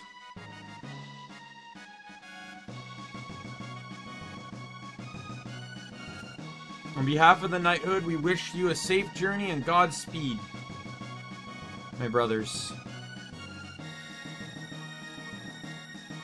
I trust the kingdom's protection to you. See that she is kept safe from her enemies.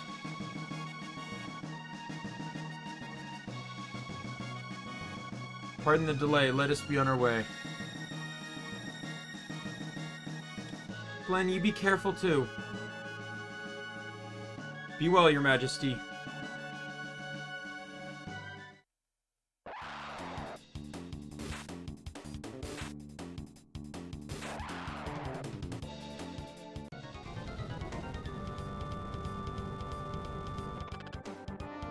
So you seek the hero's badge, Knight of the Kingdom of Men. Come and take it then, if you can, Crow.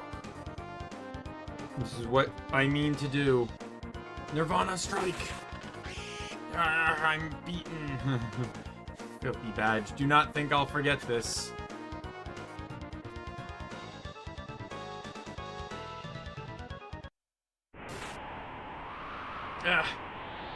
Then watch out.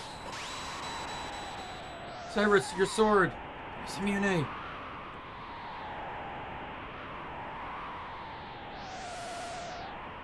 Is that the best you can do? Without your sword, you're nothing. You've not bested me yet. Cyrus, I'm done for. You, Glenn, I'll hold them here. Use that chance to escape. But stay and they'll only kill us both. Go. Hadn't you better worry about yourself, Cyrus? I do not think you've the time to be concerned with the well-being of others. This is it. Glenn, go.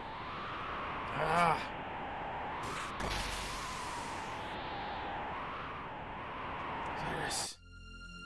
Run, Glenn, run. The Queen. Take care of the Queen. Linnea, I beg. Cyrus, no!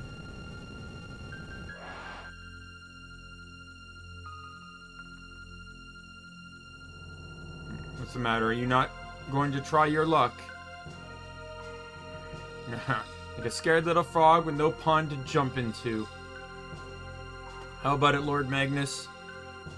Can you give him a more fitting form? Very well. No act of defiance goes unpunished. Okay, so he's not actually Cyrus. He's Glenn that got turned into the frog. The frog dude.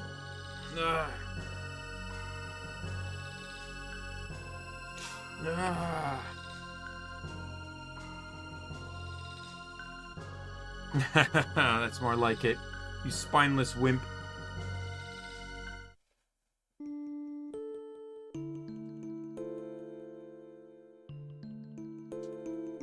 Long years have passed. Have I the strength? Osiris. How is Lene sleeping on the chair like that? Or not Lene, or what's your name, sorry. Marley. Awaken Chrono.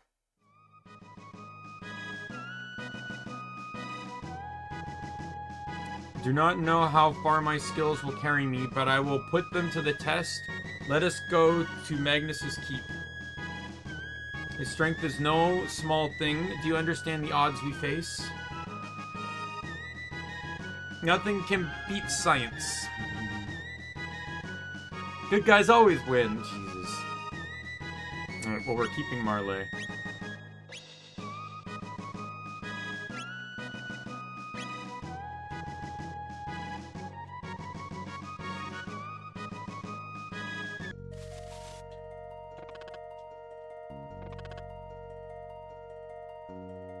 This is probably where I'm gonna end it, by the way. Oh, fuck off.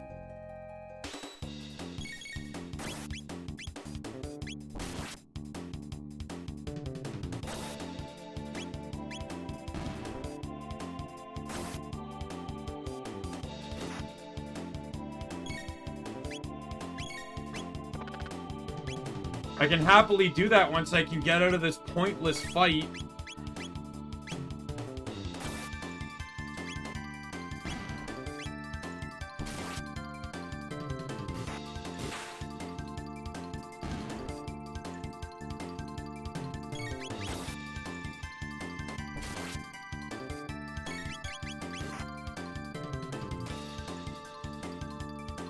I was wondering about that though, where you like I was wondering like can the other girl learn magic too, the prehistoric girl? I was honestly debating whether I could go back and teach it to her, but I don't know if she would have left due to plot reasons. Well, they also actually you couldn't have. She's not in your party during the time period where you have the wand.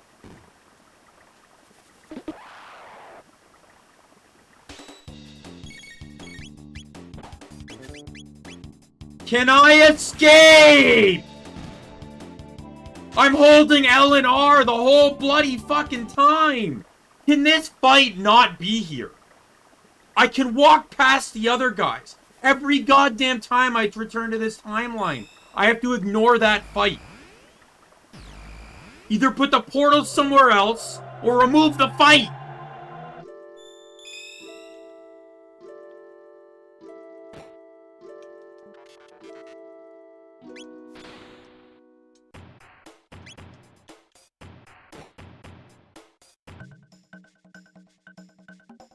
Here's a weird fellow. Looks like his power is water. And a frog, who'd have guessed? Ipso facto, minimo magico.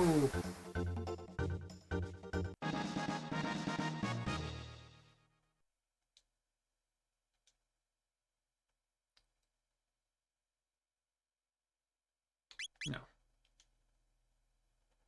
Make any new friends you bring him to see me, you hear? I like you guys.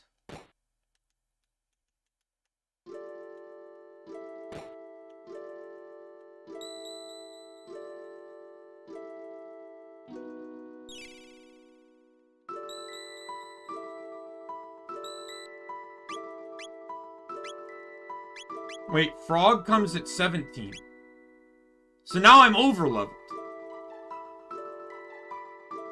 Ayla joins at 19 when I was 17, and Frog joins at 17 when I was at level 19. I'm confused now.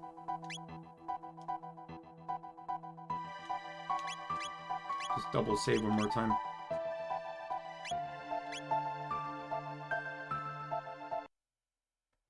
Alright.